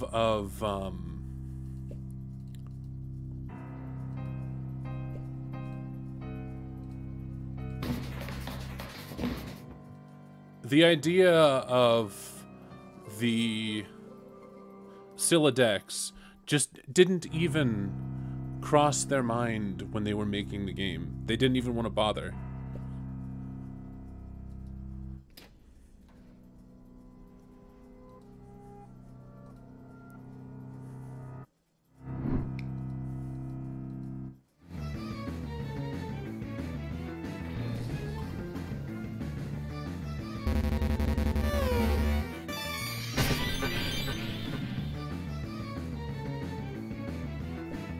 It's a Siladex.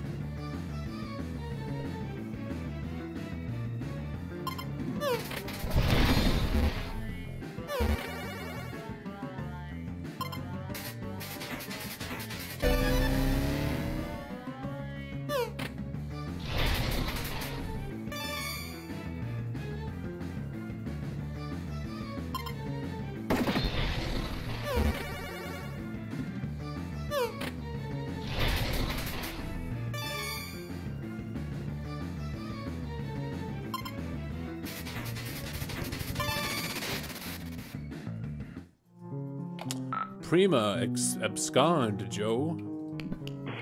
Power back on.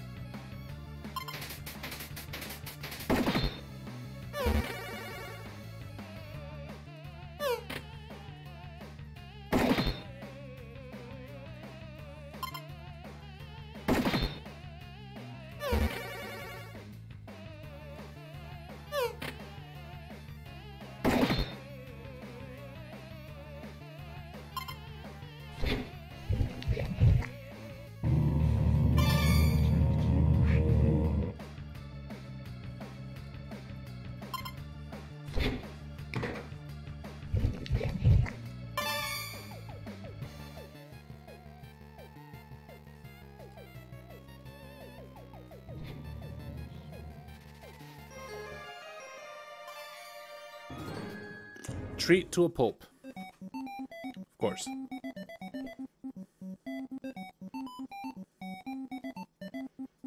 Send it to Rung 2. Attained a rank of tail-waggling Tyro. Alright.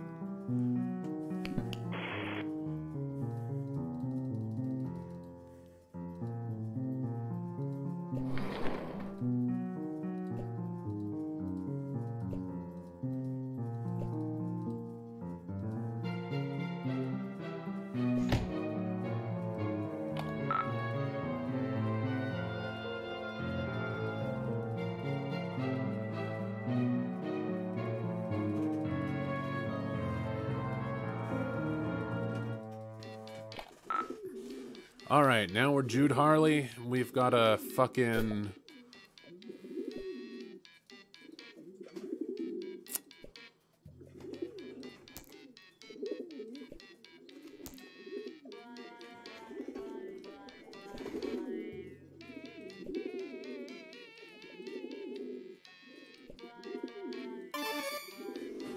Of course, it's the red and green marbles. I remember that. I don't even have to fucking... I don't even have to go through the whole fucking rigmarole of finding the thing again. I just know it's the red and the green marbles.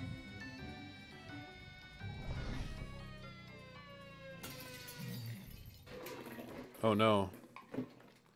Oh no.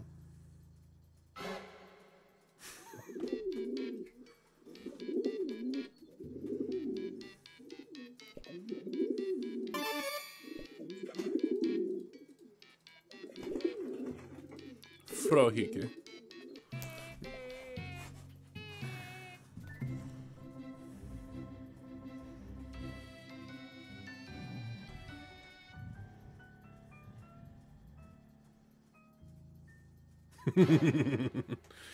Damn birds.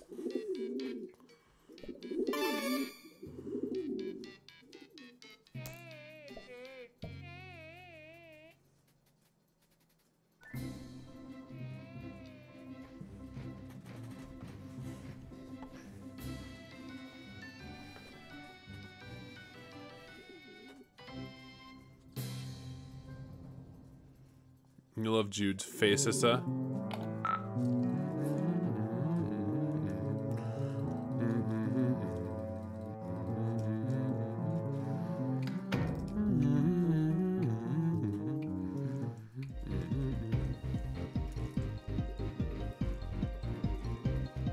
Yeah, no, I get you. I was just teasing. Sorry.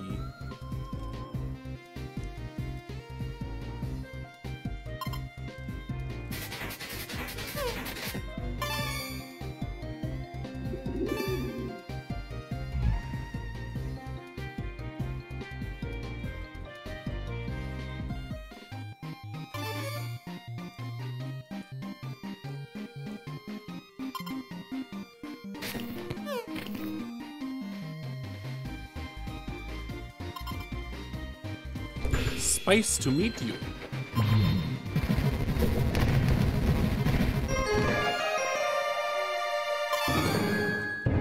Mixed success.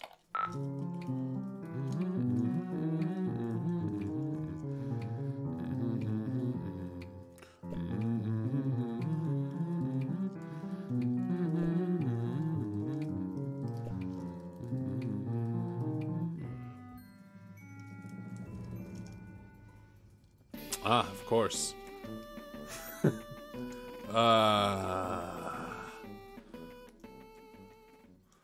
a wonderful cracker.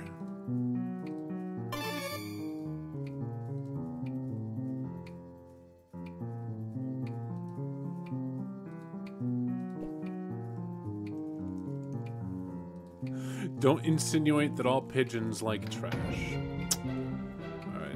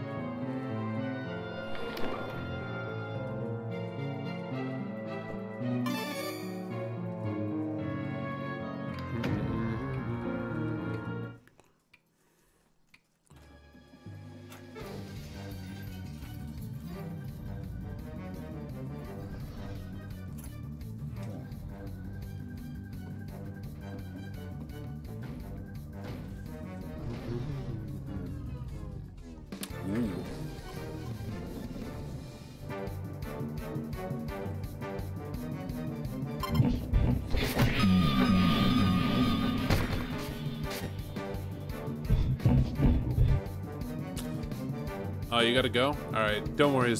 I'm not doing anything special.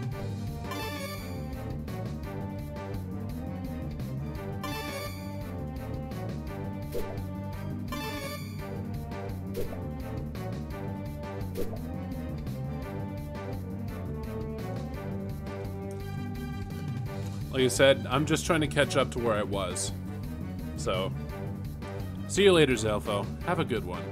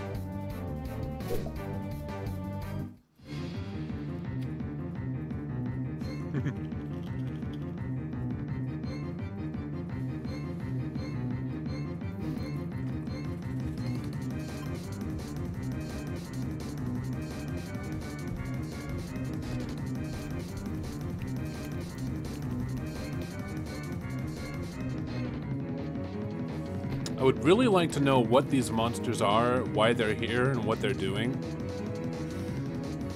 And I'm not sure we'll ever get those answers.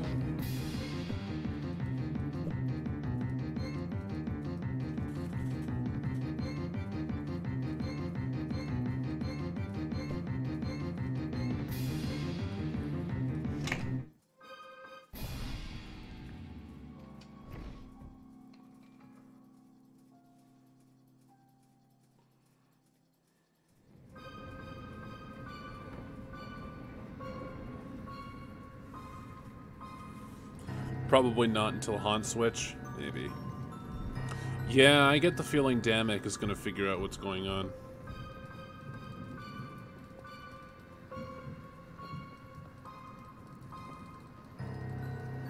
Joey's strifes on Alternia are going to be Oops. Joey's stripes on Alternia are going to be entirely with figuring out the deal with Troll Society, and Damek is going to end up getting to the bottom of whatever fucking monster situation brought Joey to his planet in the first place. That sounds about right, to be honest.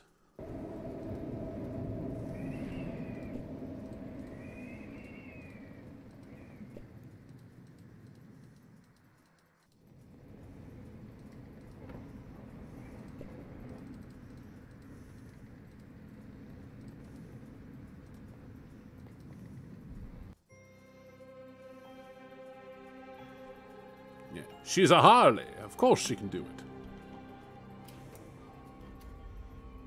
Indubitably.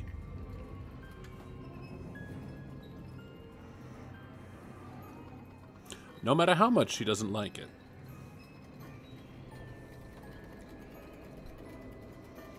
Now, I wonder what this timer is about.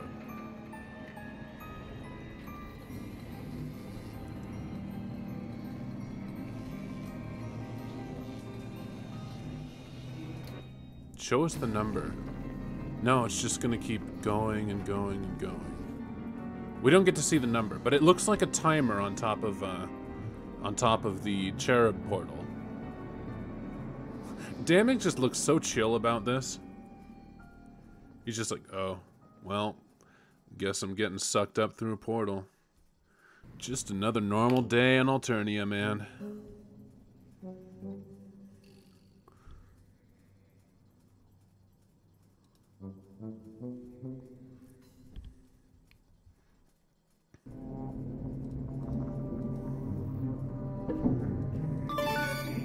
Hello, is anyone there? Blah blah blah blah blah blah blah blah blah blah blah blah blah blah blah blah.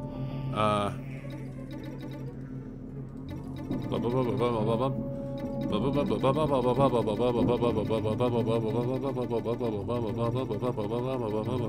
blah blah blah blah.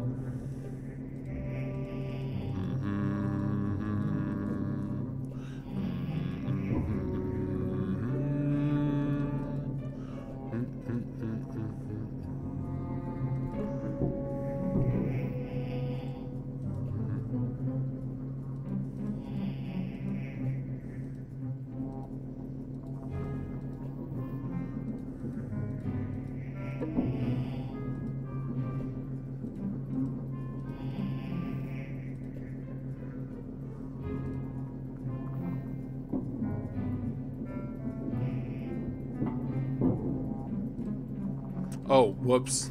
I forgot about that.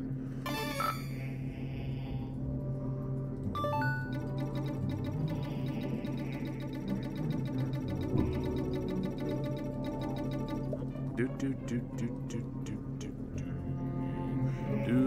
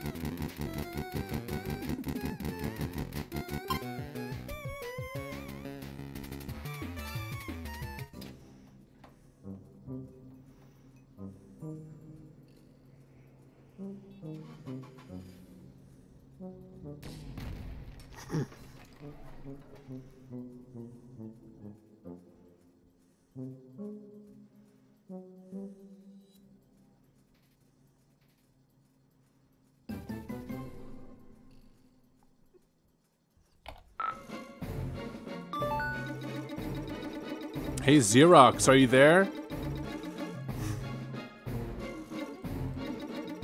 Maybe I should make Xerox Trito.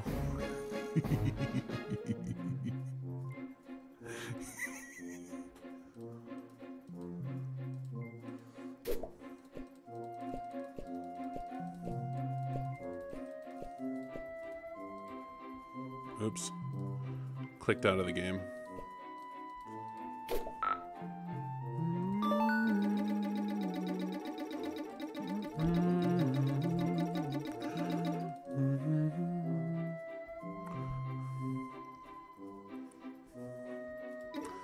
From a planet named Earth.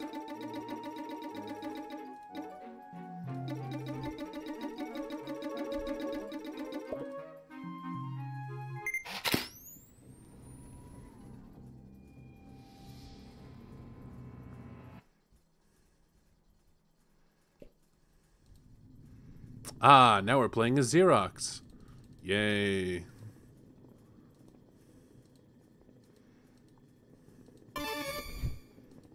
Flarp manual? Oh, I hadn't looked at this before.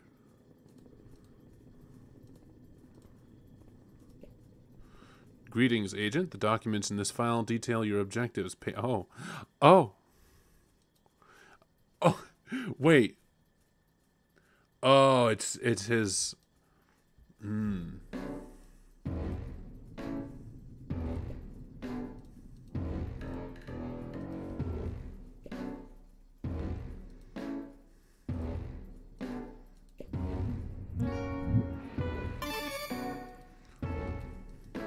Practice makes almost adequate. That's the Burgundy way.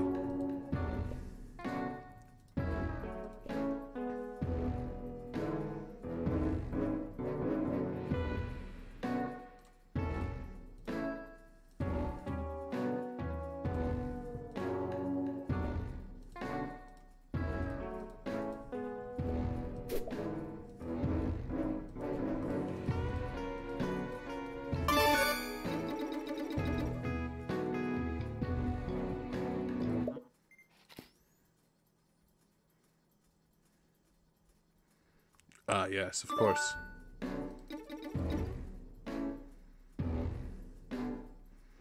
Either way, you need my help. What's a doctor?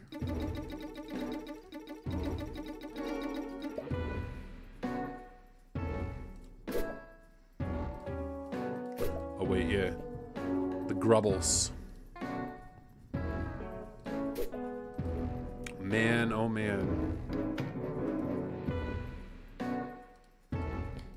Let's see. I do not remember.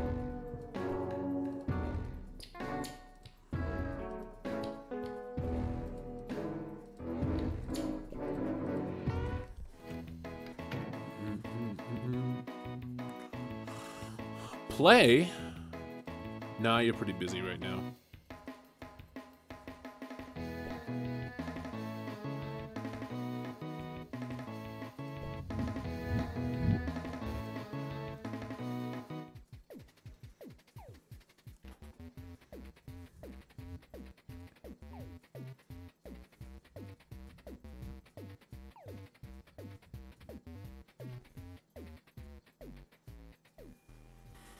Ah, but of course.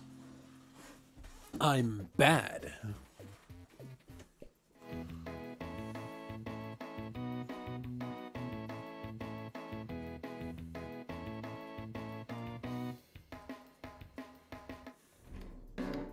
Right, I remember there's probably something in here I gotta grab.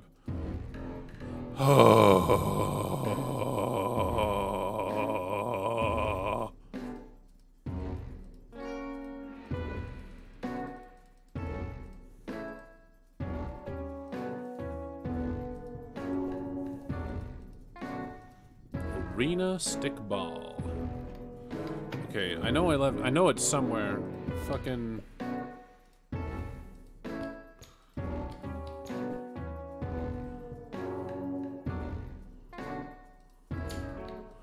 Preferably a weapon you know well. Ah, fuck. I was thinking the... Oh, I'm dumb. Right, I forgot.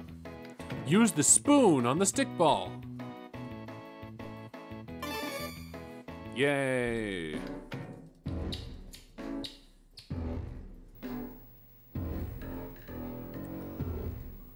Oops.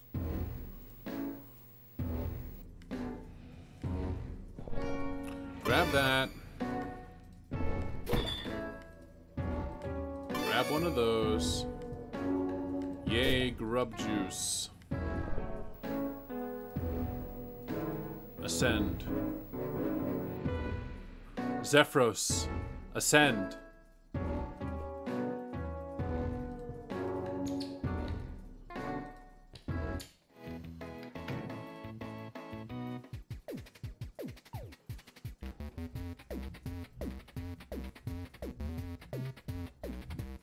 You gotta bounce for a bit? Alright.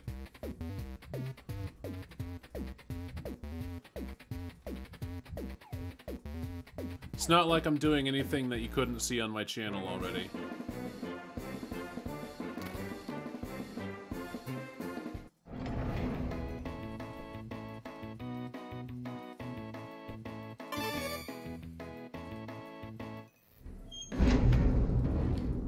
I'm just trying to fucking jam on through the game now.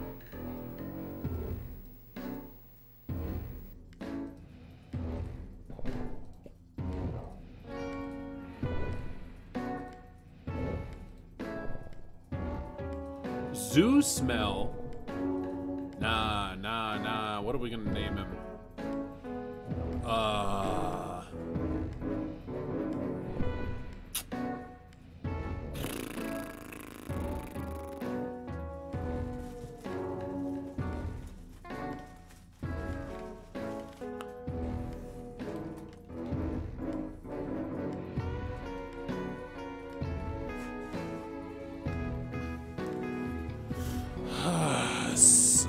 Let's name him Slow Bro. Ha! Yeah, that's what we're naming him.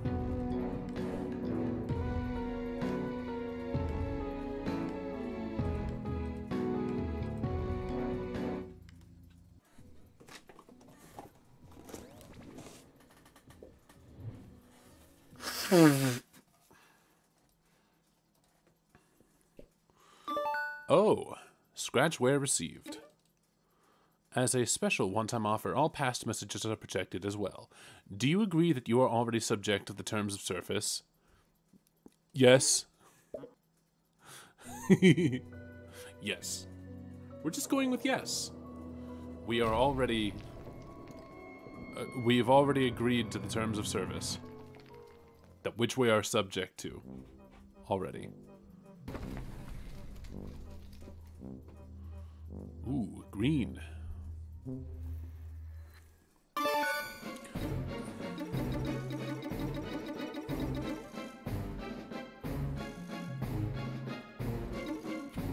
A missile?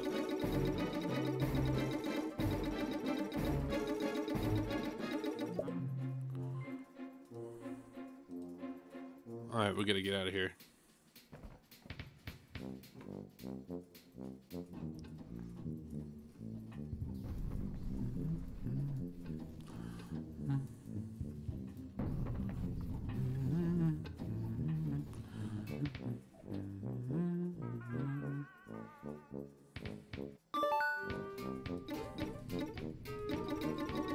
That's pretty exceptional. It's kind of dark and it's filth in here. It's filthy in here.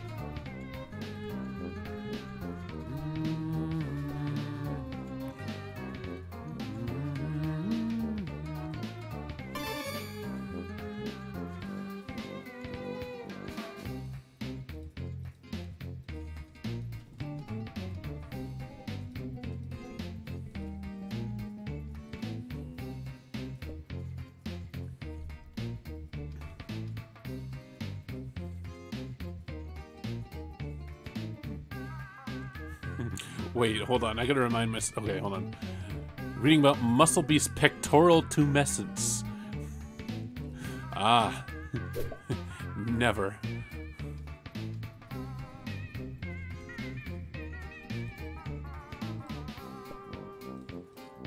Okay, so I can't...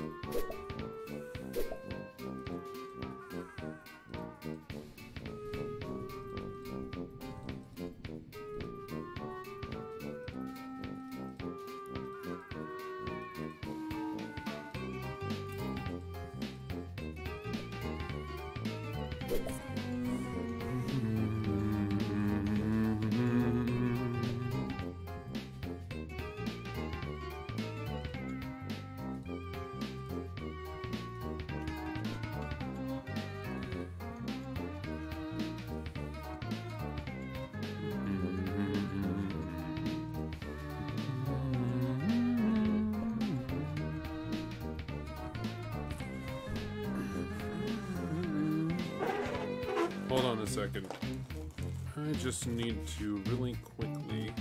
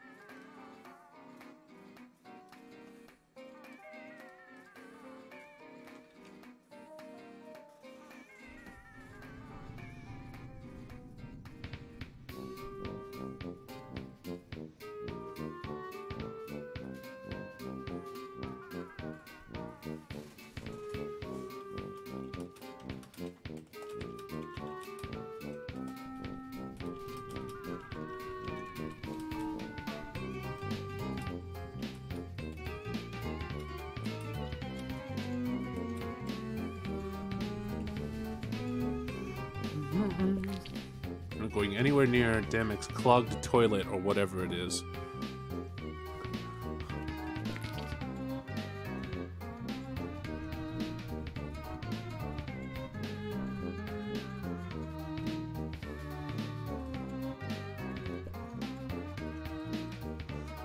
Okay.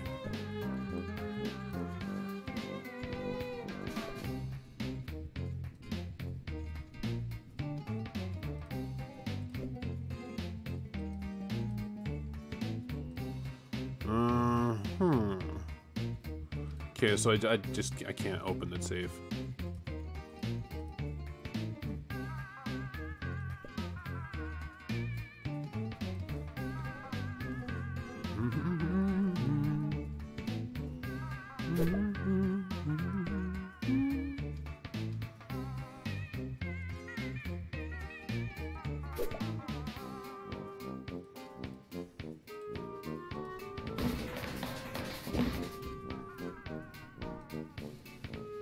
Either you're losing your touch or they're really jammed in there.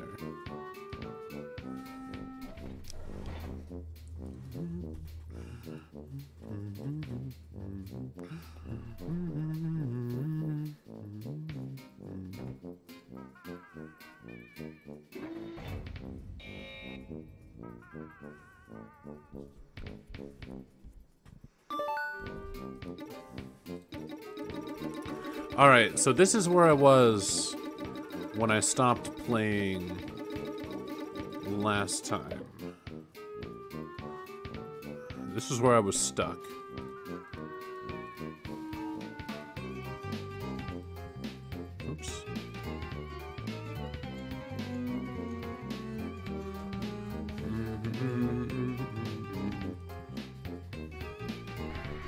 had I found anything yet?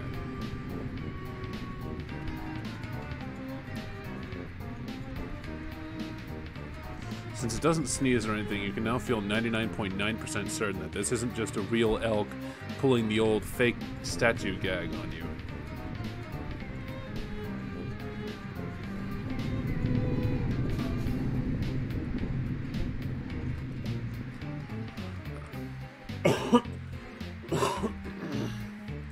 I wonder... No. You don't have a whole lot of time to be messing around. You let him go. If you let him, you're not confident he'll be able to find his way back. Sit down there. Yeah, you can see it glowing, but maybe you should hold on to the diagram for now.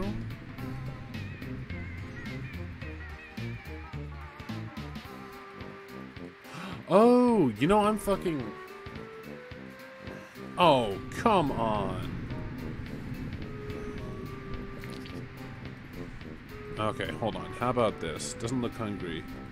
Well, it doesn't look hungry. It looks it mostly looks eaten. Oh yeah, that's definitely the only thing that was keeping you from eating this awful bug meal. It's blandness quotient.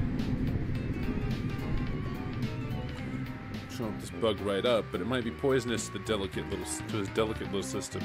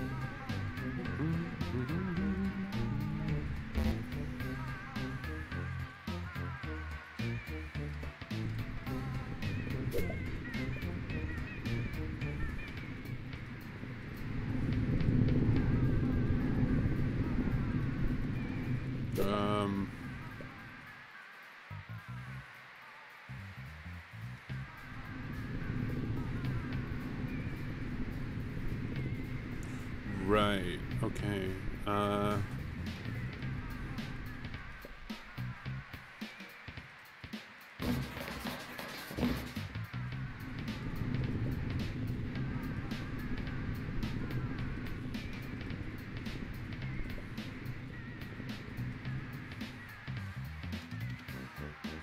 Minor variations of which a living body cannot help but produce.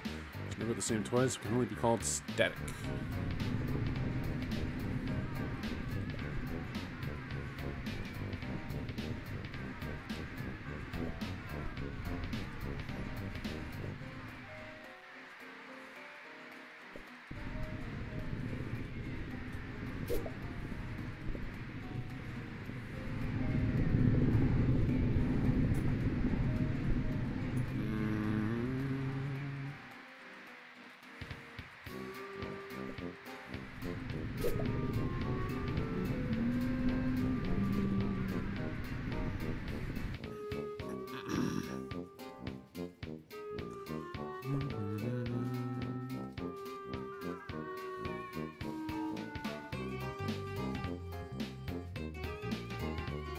Wait, hold on. The feed on the top TV monitor looks like the room you were in a moment ago. It's weird to see from this perspective. Also, the room looks slightly different than you remember. The one to the left seems to be an error message, but you don't recognize the other two at all. Wait, is that Zephyros in the bottom one? This big monster parent thing is helping him out, and that's you are supremely creeped out. That does seem to be a Lucis in the bottom screen, but you can't make out enough details to look it up in your book of beasts. Gotta wait for a closer look, you suppose. Okay. Alright, fine.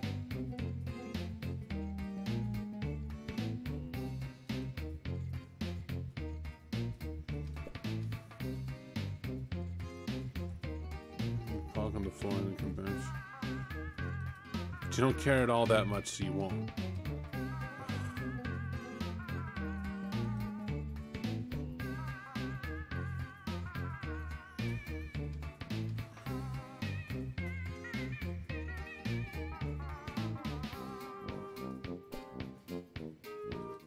The tablet's doing its thing again. Oh, of course.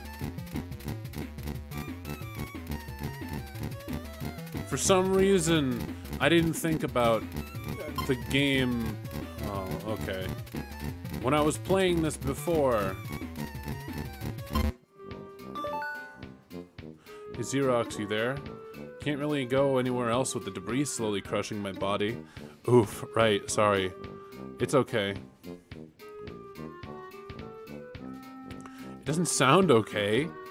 Try not to move too much. Okay, I'll try. I'm gonna pass out a little now. Wait, real quick. I'm having trouble with this security puzzle, you could call it. I solved the one in the basement, no sweat, but this one seems kind of different. Security puzzle? Do you mean the serpent ROM that Tetrarch Damek rigged up to his power hexagrid? I wouldn't have used those words, but if you... I wouldn't have used those words, but if you think that's what I'm talking about, it probably is. There's another one? A different one? I think so. The start screen is different anyway, and the power is still on, so I don't know what it would be connected to. His Hive security, probably. He's always tinkering with it to make it more complex. Yeah, for the one in the basement, it only had to eat the letters, but now they're different. There's different letters to eat, but I don't know what letters to eat, if that makes sense. Oh, it's probably a boop. Oh. Really? No, wait, sorry, I meant... Yeah, I got it. No, that's not it. What? I'm typing it in, but it keeps getting changed to a bunch of X's. Maybe it's that new security software I installed? It must stop me from posting my password to the chat. Really? Let me try.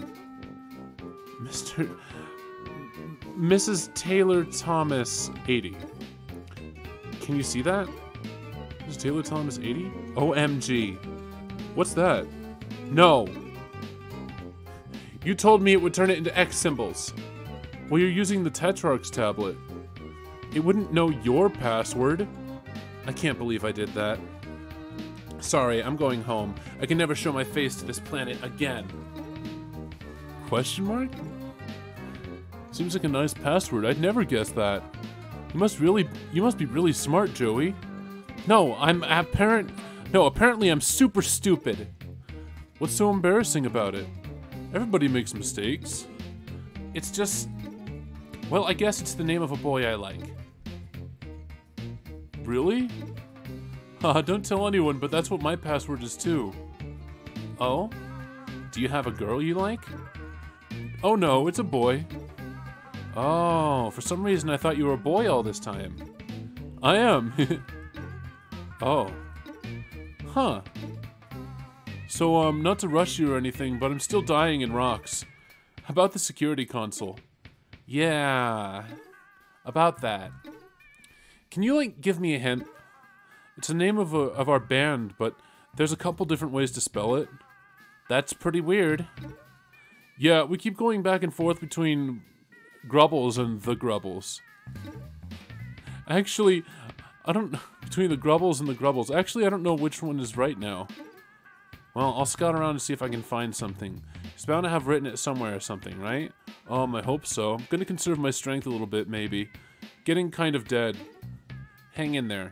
I'll be there as soon as I can. I see.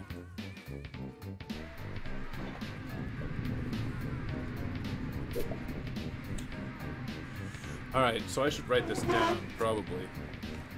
Just for my own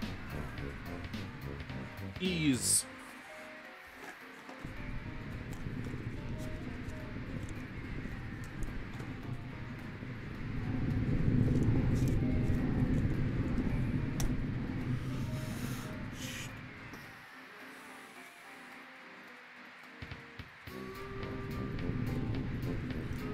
This pen's not gonna work. Hold on.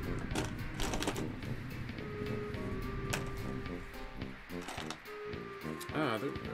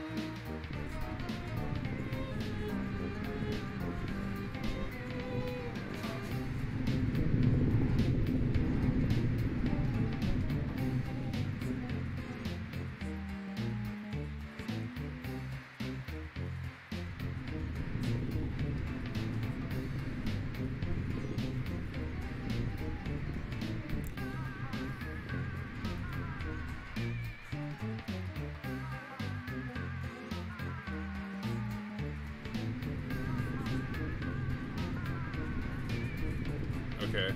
I think I've written it down properly. Of course, I'm a fucking retard.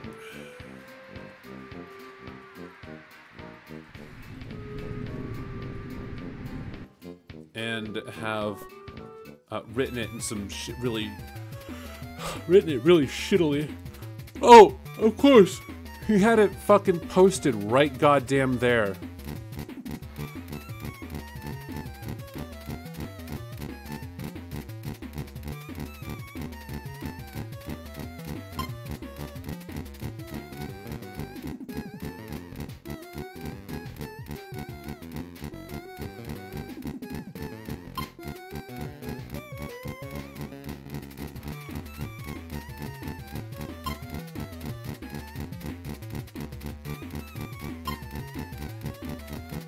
Not that I would have been able to translate my shitty little chicken scratch into the thing anyway.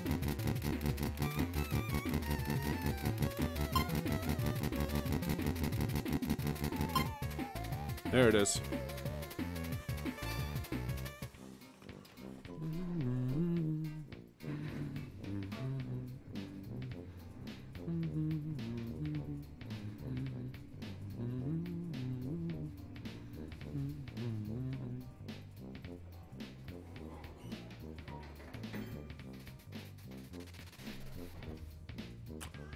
Oh my god.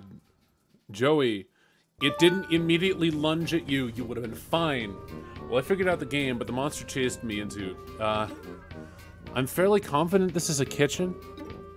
It's really gross, but anyway, keeping you informed. Monster? Wait, sorry, I'm a little woozy. The deer cat. Oh yeah, now I remember. The Tetrarch's loses.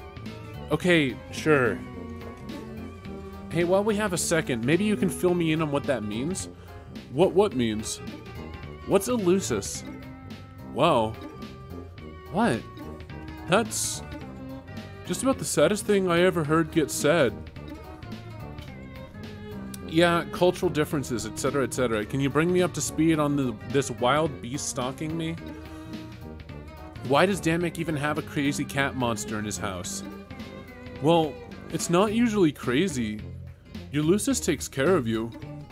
Protects you from wild monsters and also dying from, like, whatever, you know? I guess mine's not too good at that because I'm still being crushed by heavy debris.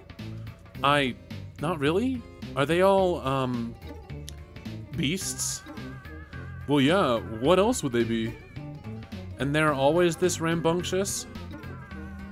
I mean, it seems like I'd be crazy if or it'd be pretty crazy if everyone in your family had their own rip-snorting monster. What's a family? It's some adults and their kids, or one adult and some kids, or some kids and their babysitter, and the conspicuous absence of a father who isn't garbage. Adults? Yeah, why? Adults live on your planet? Yeah, of course. Is that not where they live for you? For your adults? Sorry, this is somehow the weirdest thing you've said yet. Once you come of age, you get sent off planet to do for your ordeals. And that's it? Nobody ever comes back? Ever? No exceptions. There are no adults on Eternia. I think this might be another wow, I'm an alien conversation, or wow, I'm in an alien conversation. Better saved for when you're not pinned under a bunch of rocks. Probably. I'm gonna have to rest in a sec. Okay, well, I'm gonna focus on finding the hover pad. I'll let you know when I do. Thanks, Joey. I'm gonna focus on maintaining consciousness, I think. Good plan. Stay alive. Kid power. Oh, geez, that was awful. Sorry. Bye. I bet he didn't think it was awful. Look. It's probably a fridge, right? You get the sense that this is a fridge, given its fridge shape and its placement in what is obviously the kitchen.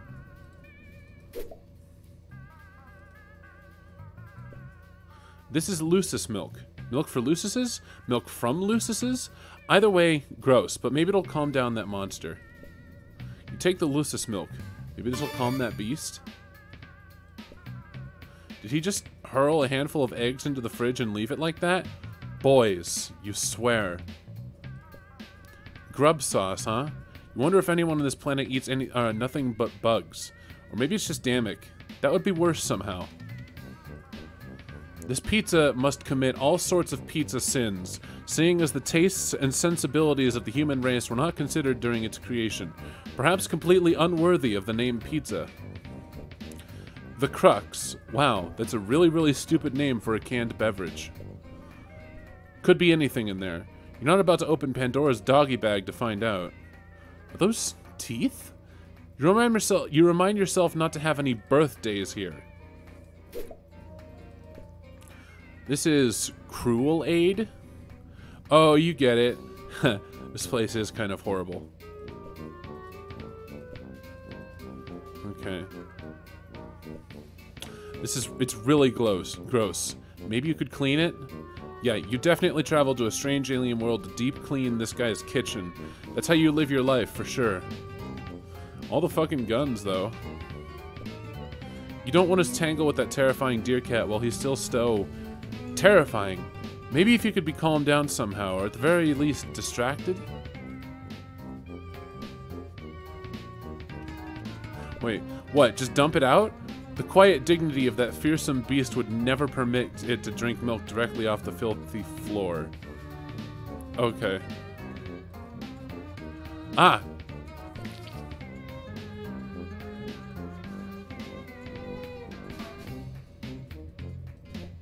Some dishes dirty, they're 100% not your problem.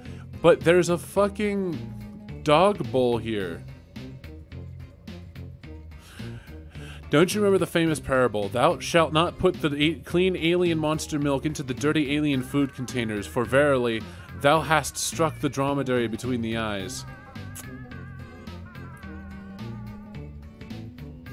But that's a dog bowl!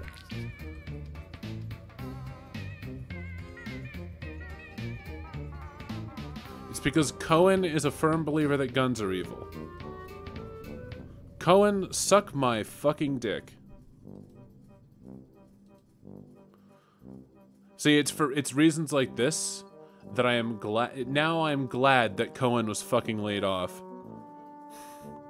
He can go fuck himself now, but at least we have a character arc for her. Maybe she'll get over her fucking problem with guns one day.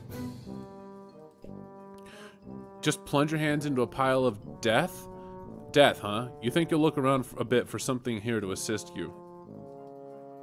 Because something about Resident Evil. Which one was it? Hold on, I've got it in my games list. Resident Evil Revelations 2. Resident Evil Revelations 2 had a character. Her name was Moira Burton. Moira Burton was the daughter of Barry Burton. And she hates guns. Why does she hate guns? Because as a child, I think she shot her younger sister because she had access to guns or something like that. It was tragic. It was a very, very tragic happening. She became an only child.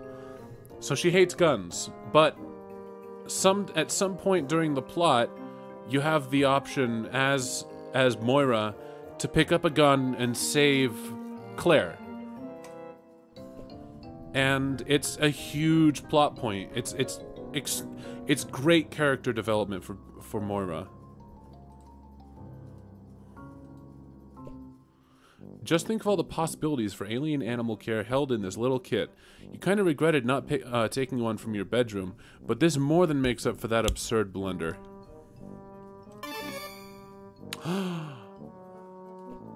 Just pour it right in there, huh? Full carton of thick, chunky Lucis milk into this bag of xenobiological curatives and implements? You think you'll pass. It's rough and tumble, so you feel better knowing that if Byers were to hurt himself somehow, you have the instruments to treat him. Zephyros says this is his, but it looks like Damek, has other ideas. Oh well, Damek isn't here. Now you can help Zephyros with it and help Zephyros by returning it. I found the hover pad. Hover sled? Whatever it's called, I got it. I can come save you. Excellent! Although, I think I'm a little boxed in.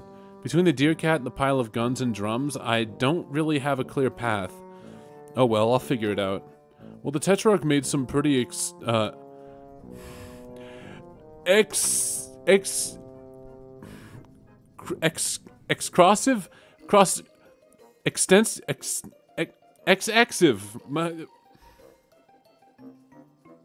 he made some modifications to my hover pad. That might be able to help? Yeah, this guy doesn't sound like he has a good sense of respect for boundaries or personal property. Oh, he hates it. Tetrarch Damek says the concept of private property is a vehicle for exploitation and the tool by which the high-blood subjugate the low-blood underclass. Fucking call me!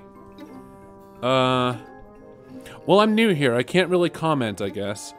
Anyway, I'll be back in your it'll be back in your hands now, so problem solved. Okay, I'll give it a shot. Talk to you soon. Extensive? Yeah, alright, it's extensive. Oh, right, because X is the Roman numeral for 10.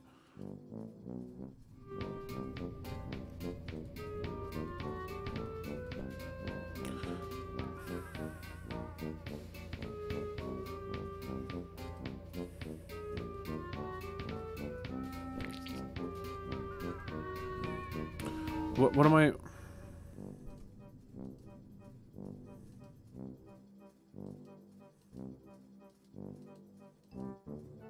Oh, I gotta do this. Got it.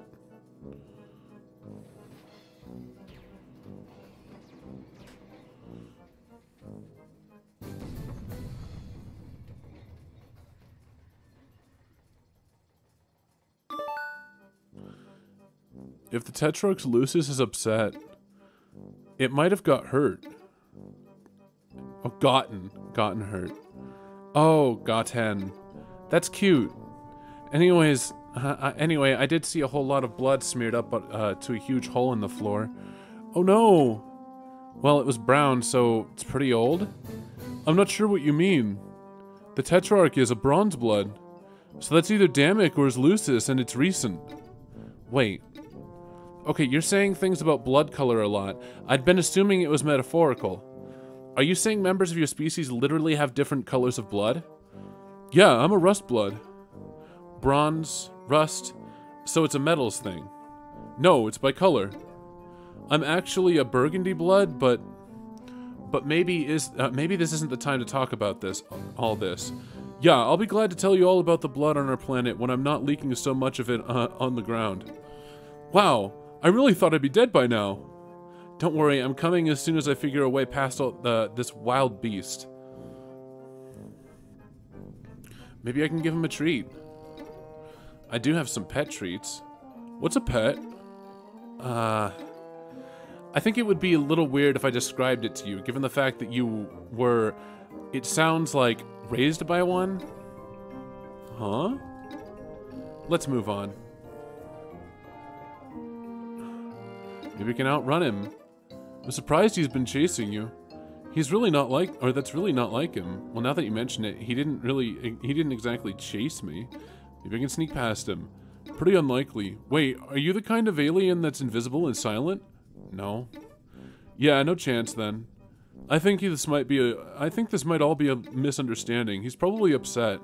With Damek missing and everything that's happened before you got here, I mean, they can be kind of frustrating.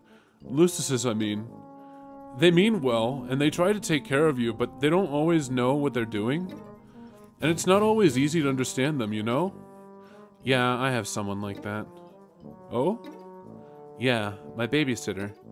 You'd love her. Her name has an X in it. Ah. Well, okay. If we have an upset beast on our hands, there's really only one thing to do. Yeah? Joey Clare, amateur veterinarian, is going pro. Be right back. Okay. Let's descend.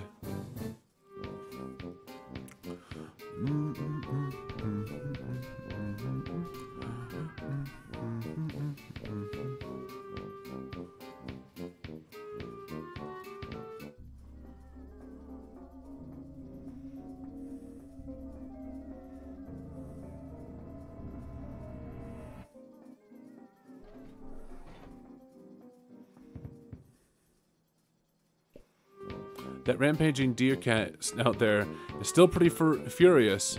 Gotta find some way to distract it so you can approach from the other side. No! No, no! That is not what is go-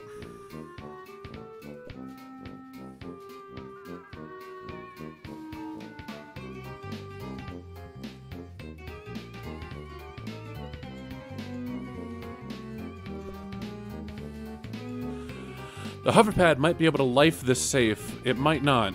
Life? Lift. Typos. But you don't have time to mess around with that right now. Zephyros needs your help.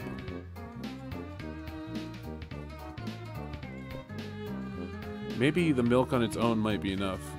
You don't want to gild the monster lactated lily here.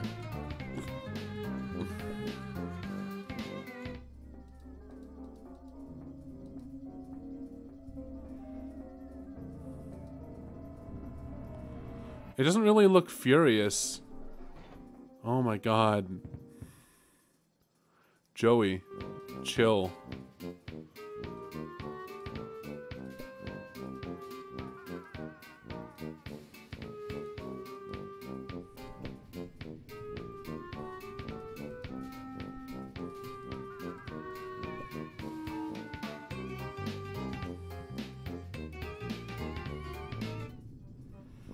Go to the cat. What, is it just gonna let me get the fucking the cat bowl now?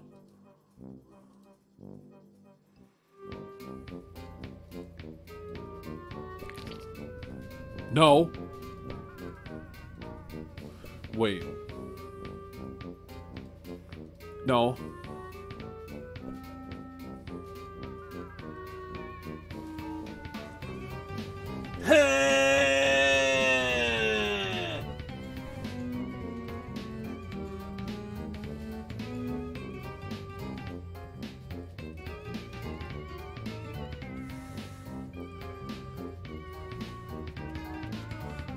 I am furious.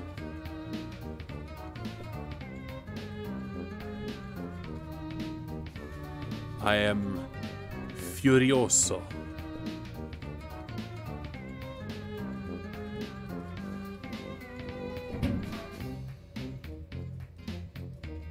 Wait. Ah, there was a fucking bowl. Of course the fucking bowl was fucking. I'm gonna have a fucking conniption.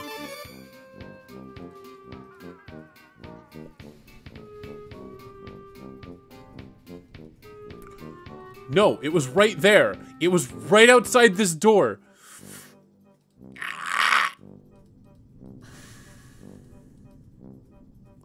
It was literally right outside that door, Joey.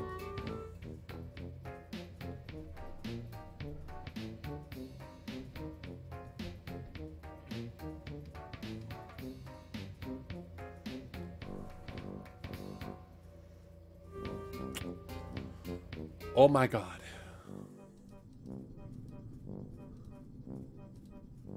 This is like the most retarded puzzle. Because this is completely benign.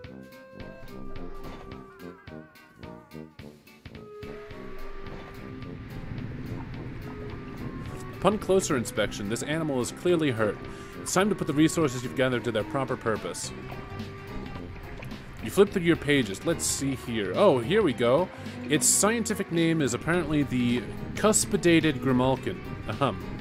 The cuspidated grimalkin is a chimerical union of predator and prey, with the strengths of both. Long retractable claws and razor-sharp teeth alongside a defensive crown of stabbing horns. The speed for lightning-quick dashes, and the endurance to run entire nights without tiring. Proud and resplendent, cuspidated grimalkin prefer to bond with bronze-blooded wigglers, in whom they sense a strong natural aptitude for leadership. Such aspirations in low bloods are grounds for culling, of course. The primary cause of death for cuspidated grimalkin is the defense of their treasonous wards. Anecdotal accounts suggest that those cuspidated grimalkin who's managed to survive the death of their wards will typically seek out a similarly orphaned troll and attempt to bond with them, although the selection process is naturally rather mysterious due to its staggering illegality. Several anatomical diagrams are included from included. From these, you think you'll be able to treat the deer cat, which is what you're going to continue calling it for now. Cuspidated Grimalkin is a bit of a mouthful. But I like Cuspidated Grimalkin.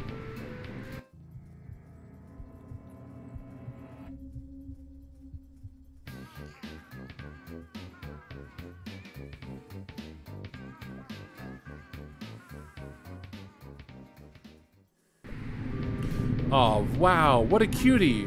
But what's his name? You could ask Zephyros, you guess, but you feel like there's something between the two of you now. Something that merits a new one. Cornibuster? What do you think, Rig? What do you think, Rig?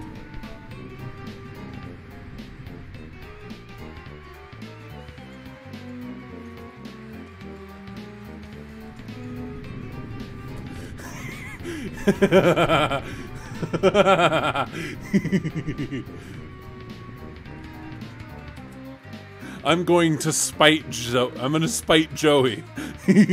Cuspidated Grimalkin. Yeah, it's perfect.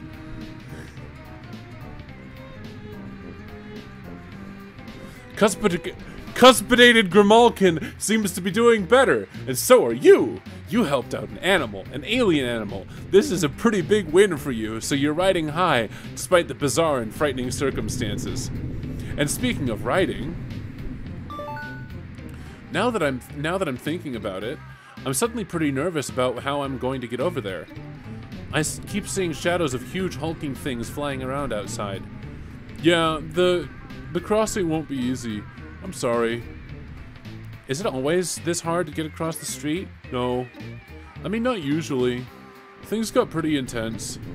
How do you mean? Somebody we were supposed to be meeting up with didn't show. Or maybe they did and it went bad. I really don't know. Damek didn't tell me what was happening. And I screwed everything up, I know it. You should stay there. I don't want you to risk getting hurt because of me. You were gonna risk it for me.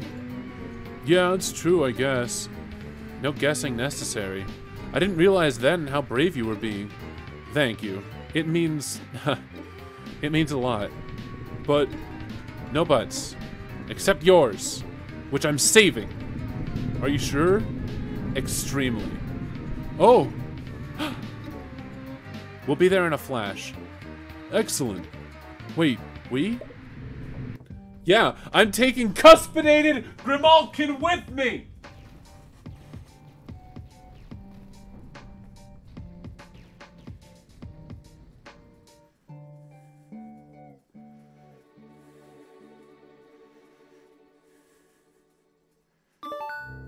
Hey, we're here. Oh geez, is that you under the rubble? I mean, I assume it is. I hope so. Not that I want you to be getting crushed under rubble. I hope it didn't happen enough that I'd mistake you for someone else being crushed under rubble. No, it's me. I was lucky. Lucky? Left for dead, covered up, but not hurt bad enough to actually die? The ones who got cold on sight, or snatched up to be cold later, probably in some sick high-blood spectacle, they weren't as lucky as me. This is what you're rebelling against? These drone things? No. I mean, not really. The Harris is in charge, and the drones obey her. It's her birthright. So why is she doing this? I have no idea. Lowbloods get cold for anything and everything, or no reason at all. She doesn't have to have one. Or maybe our subgrub being on fire makes a really sick selfie background. Are you serious? She sounds terrible. Yeah, no kidding. It's like the Tetrarch says. The slow, the soft, the unlucky, the troublemakers. Anyone who doesn't jump when the Harris snaps her webby little fingers, they get rounded up and slaved or slaughtered. Especially rustbloods. Like me. This is terrible. Your neighborhood is on fire. You're buried in rubble. Like you said, this is why we were rebelling. This is so awful. Why isn't someone already put a stop to this? My subgrub is full of lowbloods. We don't matter. So nobody who does matter cares. All this is taking out garbage. It's always been this way. Nobody does anything about it. especially not gutter bloods. Like me, we're mostly good at lying down to die. But you're rebelling, right? So you are doing something. Oh, that's not me, that's the Tetrarch. Tetrarch Damek is different. He's amazing. I wish you could meet him. He always does things like he's in a movie where he's the star, you know? He put the whole thing together. The Rebel Network, the plan, all of it.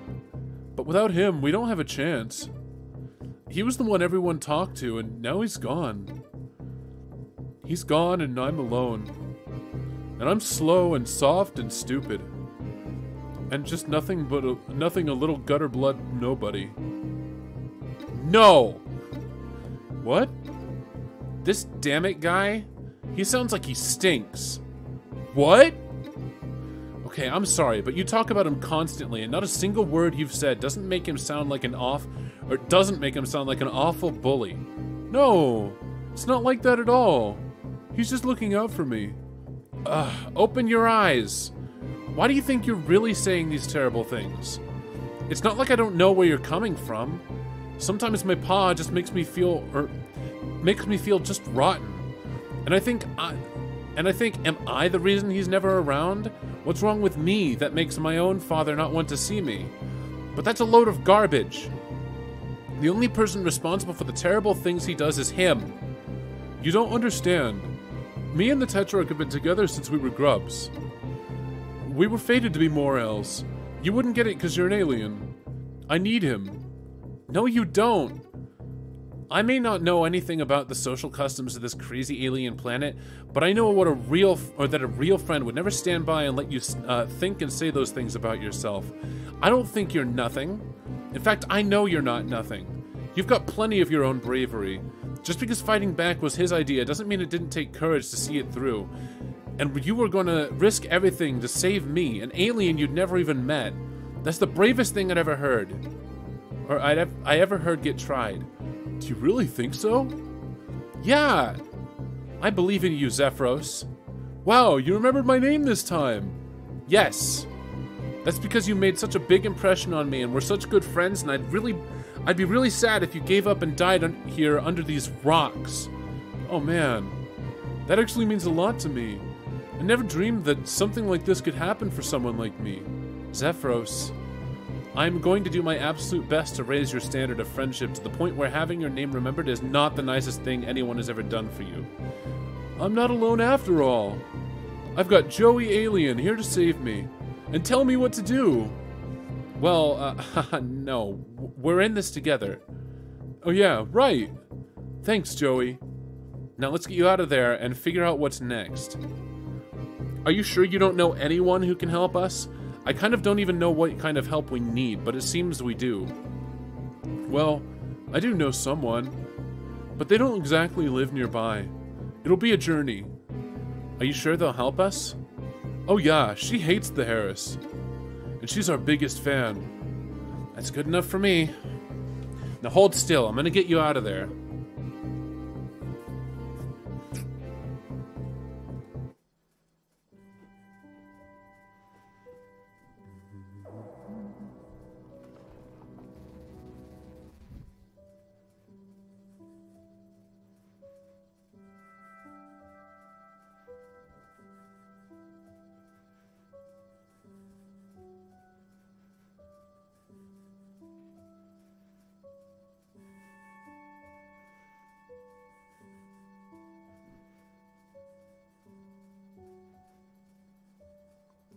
Ah, yes. Riding together on cuspidated Grimalkin!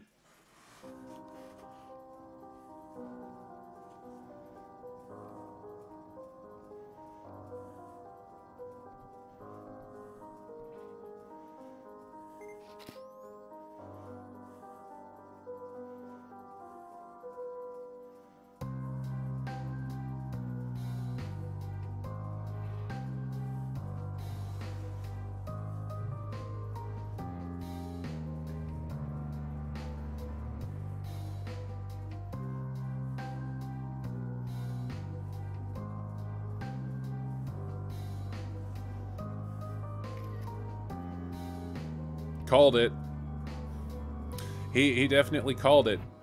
Their flaming neighborhood just looks good in a fucking selfie.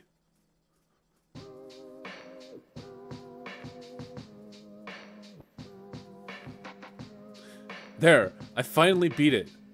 Act 1, Kansas City Shuffle. Okay.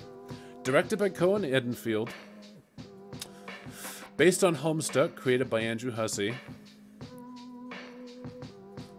Written by Andrew Hussey and Cohen Edenfield. Scripting by Cohen Edenfield. Okay, so the scripting was done by Cohen. Executive producer, Andrew Hussey and City Dominguez. So, I mean, so how much of the writing is actually done by Hussey? Because he's credited first, with Cohen being a and or a with. He's a subnote, an extra. But I could be wrong. Lead composer and sound designer, James Roach. James Roach. You know, to be honest, even if Toby Fox did jump ship, I'm gonna be honest. I feel like James Roach is a pretty, Hussey largely took a backseat to Cohen.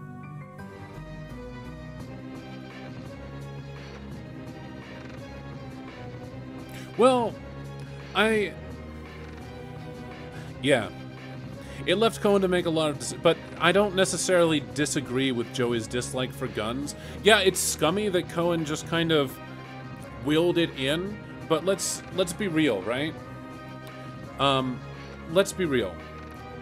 It kind of makes sense because she's basically the indirect relative of Jade, who disliked guns, but still used them. Special thanks to Dante Basco. Of course. Rufio. Couldn't forget him. Let's see. While the credits are running, I'm gonna go downstairs. So give me a second. Oh, the credits are almost done, but I need water. Well, the game's... I'm done with the game, so what do we even need water for? It's 1:06, so I guess it would be a good time to just... Oh, the opening screen's different. Oh, look at that. Oh, it's beautiful. Yeah, they're pretty much sisters, so I don't... While I disagree with Cohen's reason for it, because Cohen sounds like a fucking entitled brat, who decided that his dislike for guns should translate directly into the game. While that is pretty fucking shitty, and I don't like him,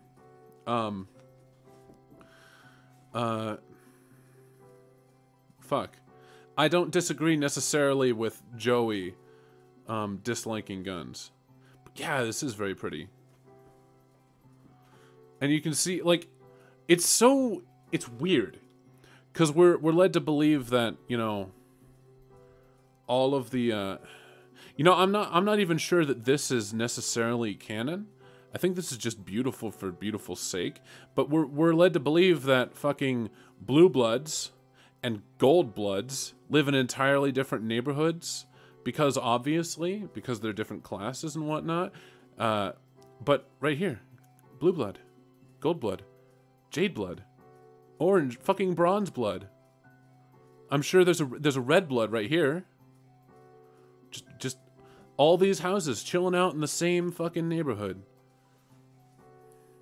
Now I don't know if that doesn't seem canon to me, you know, but it definitely is fucking pretty. Holy shit. Well, either way, it's HiveSwap finally fucking finished. Oh, maybe it is an artistic inconsistency. Well, no. Damek had purple windows because we were looking out of his windows at the outside, and as you can see, I mean, there's a fucking purple moon. The outside is just kind of purple pinkish, you know?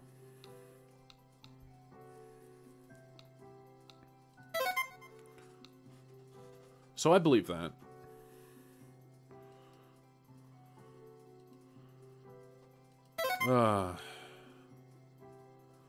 Man. Fucking purple blood. Got a juggalo in this goddamn neighborhood.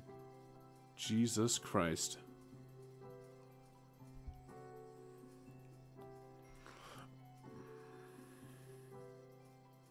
Can't remember what they looked like from the outside. Neither can I.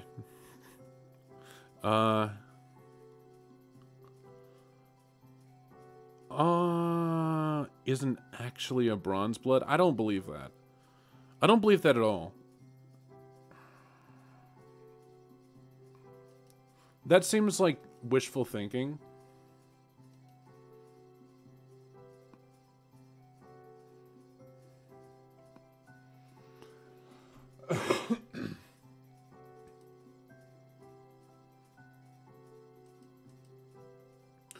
Yeah, that honestly, I feel like that seems like it. I think that would just be, you don't put stock in it, but I guess it's an interesting idea. Yeah, no, I don't. Well, first off, we have to assume that his cuspidated Grimalkin is genuine, you know? It has bronze blood. Unless we're here to fucking assume. Unless we are here to assume that Damek is one of these orphaned, but they even when they fucking take in orphaned fucking,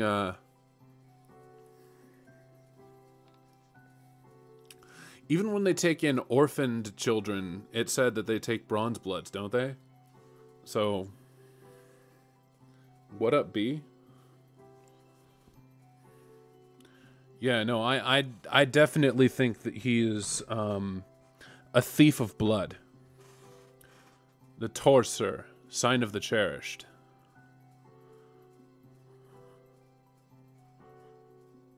He had round CDs, which are supposed to be, but he's a. See, the theory is going around that he's a thief of blood. Now, if you look around his fucking house, you'll see that he has tons of fucking shit, hordes of shit. Probably a lot of which that he doesn't own himself. I'm about 90% sure that he's gone around taking shit from people.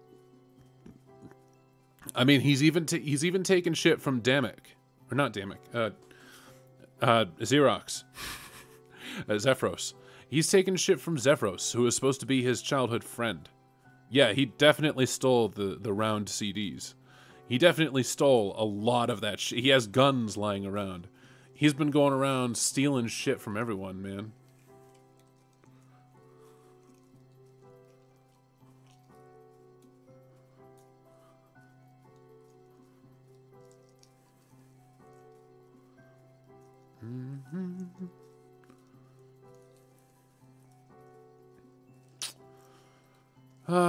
But anyway, we're gonna go ahead and close that. And, I mean, we can just chill and talk at this point. But, I suppose now is as good a time as any to end the stream. It's been really chill. Finished up that Friendsim Part 5. Can't wait for Part 6. I want to know what that's going to be like. Oh, man. Who are we going to see? Who are we going to see in Part 6? Our first Purple Blood? Maybe? Oh. You know, what if, in the next set, we get Who Is This? Like, we all want to know shit about the Soleil twins. We want to know shit about Marvis. I want to know a lot more about Chahut Maynard, because her name is distinctly connected with Greek mythology, and I wanna fucking explore that a little bit. But If they gave us Who Is This just to troll us, troll us, I wouldn't be angry. I'd just be a little bit angry.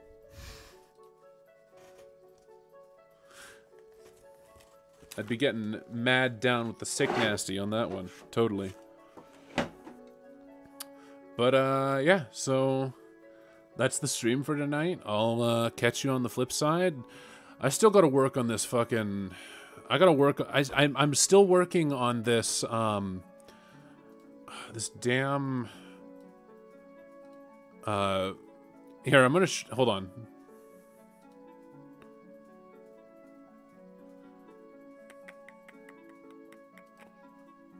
So... basically, this is all the notes that I've got, and I've got to compile some more thoughts that I've been piling up. But basically, I've got the videos I want to reference, and just all of the basic thoughts that I've got set down in stone, comparing Kekistan and the High Blood cult. It would really help to know more about the canonical High Blood cult, aside from fan speculation, but you know, this will be fine. Uh-oh.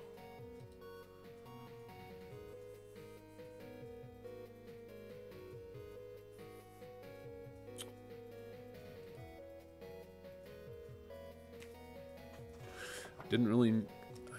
I forgot that it would show my entire screen, and now an alias of mine is out there. The name of the person... Great. Fantastic.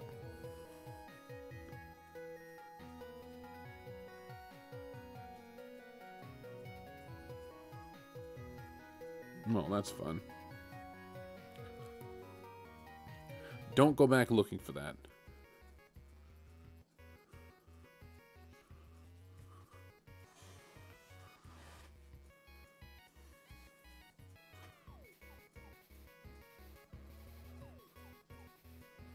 Yeah, it'll probably be a bunch of question marks.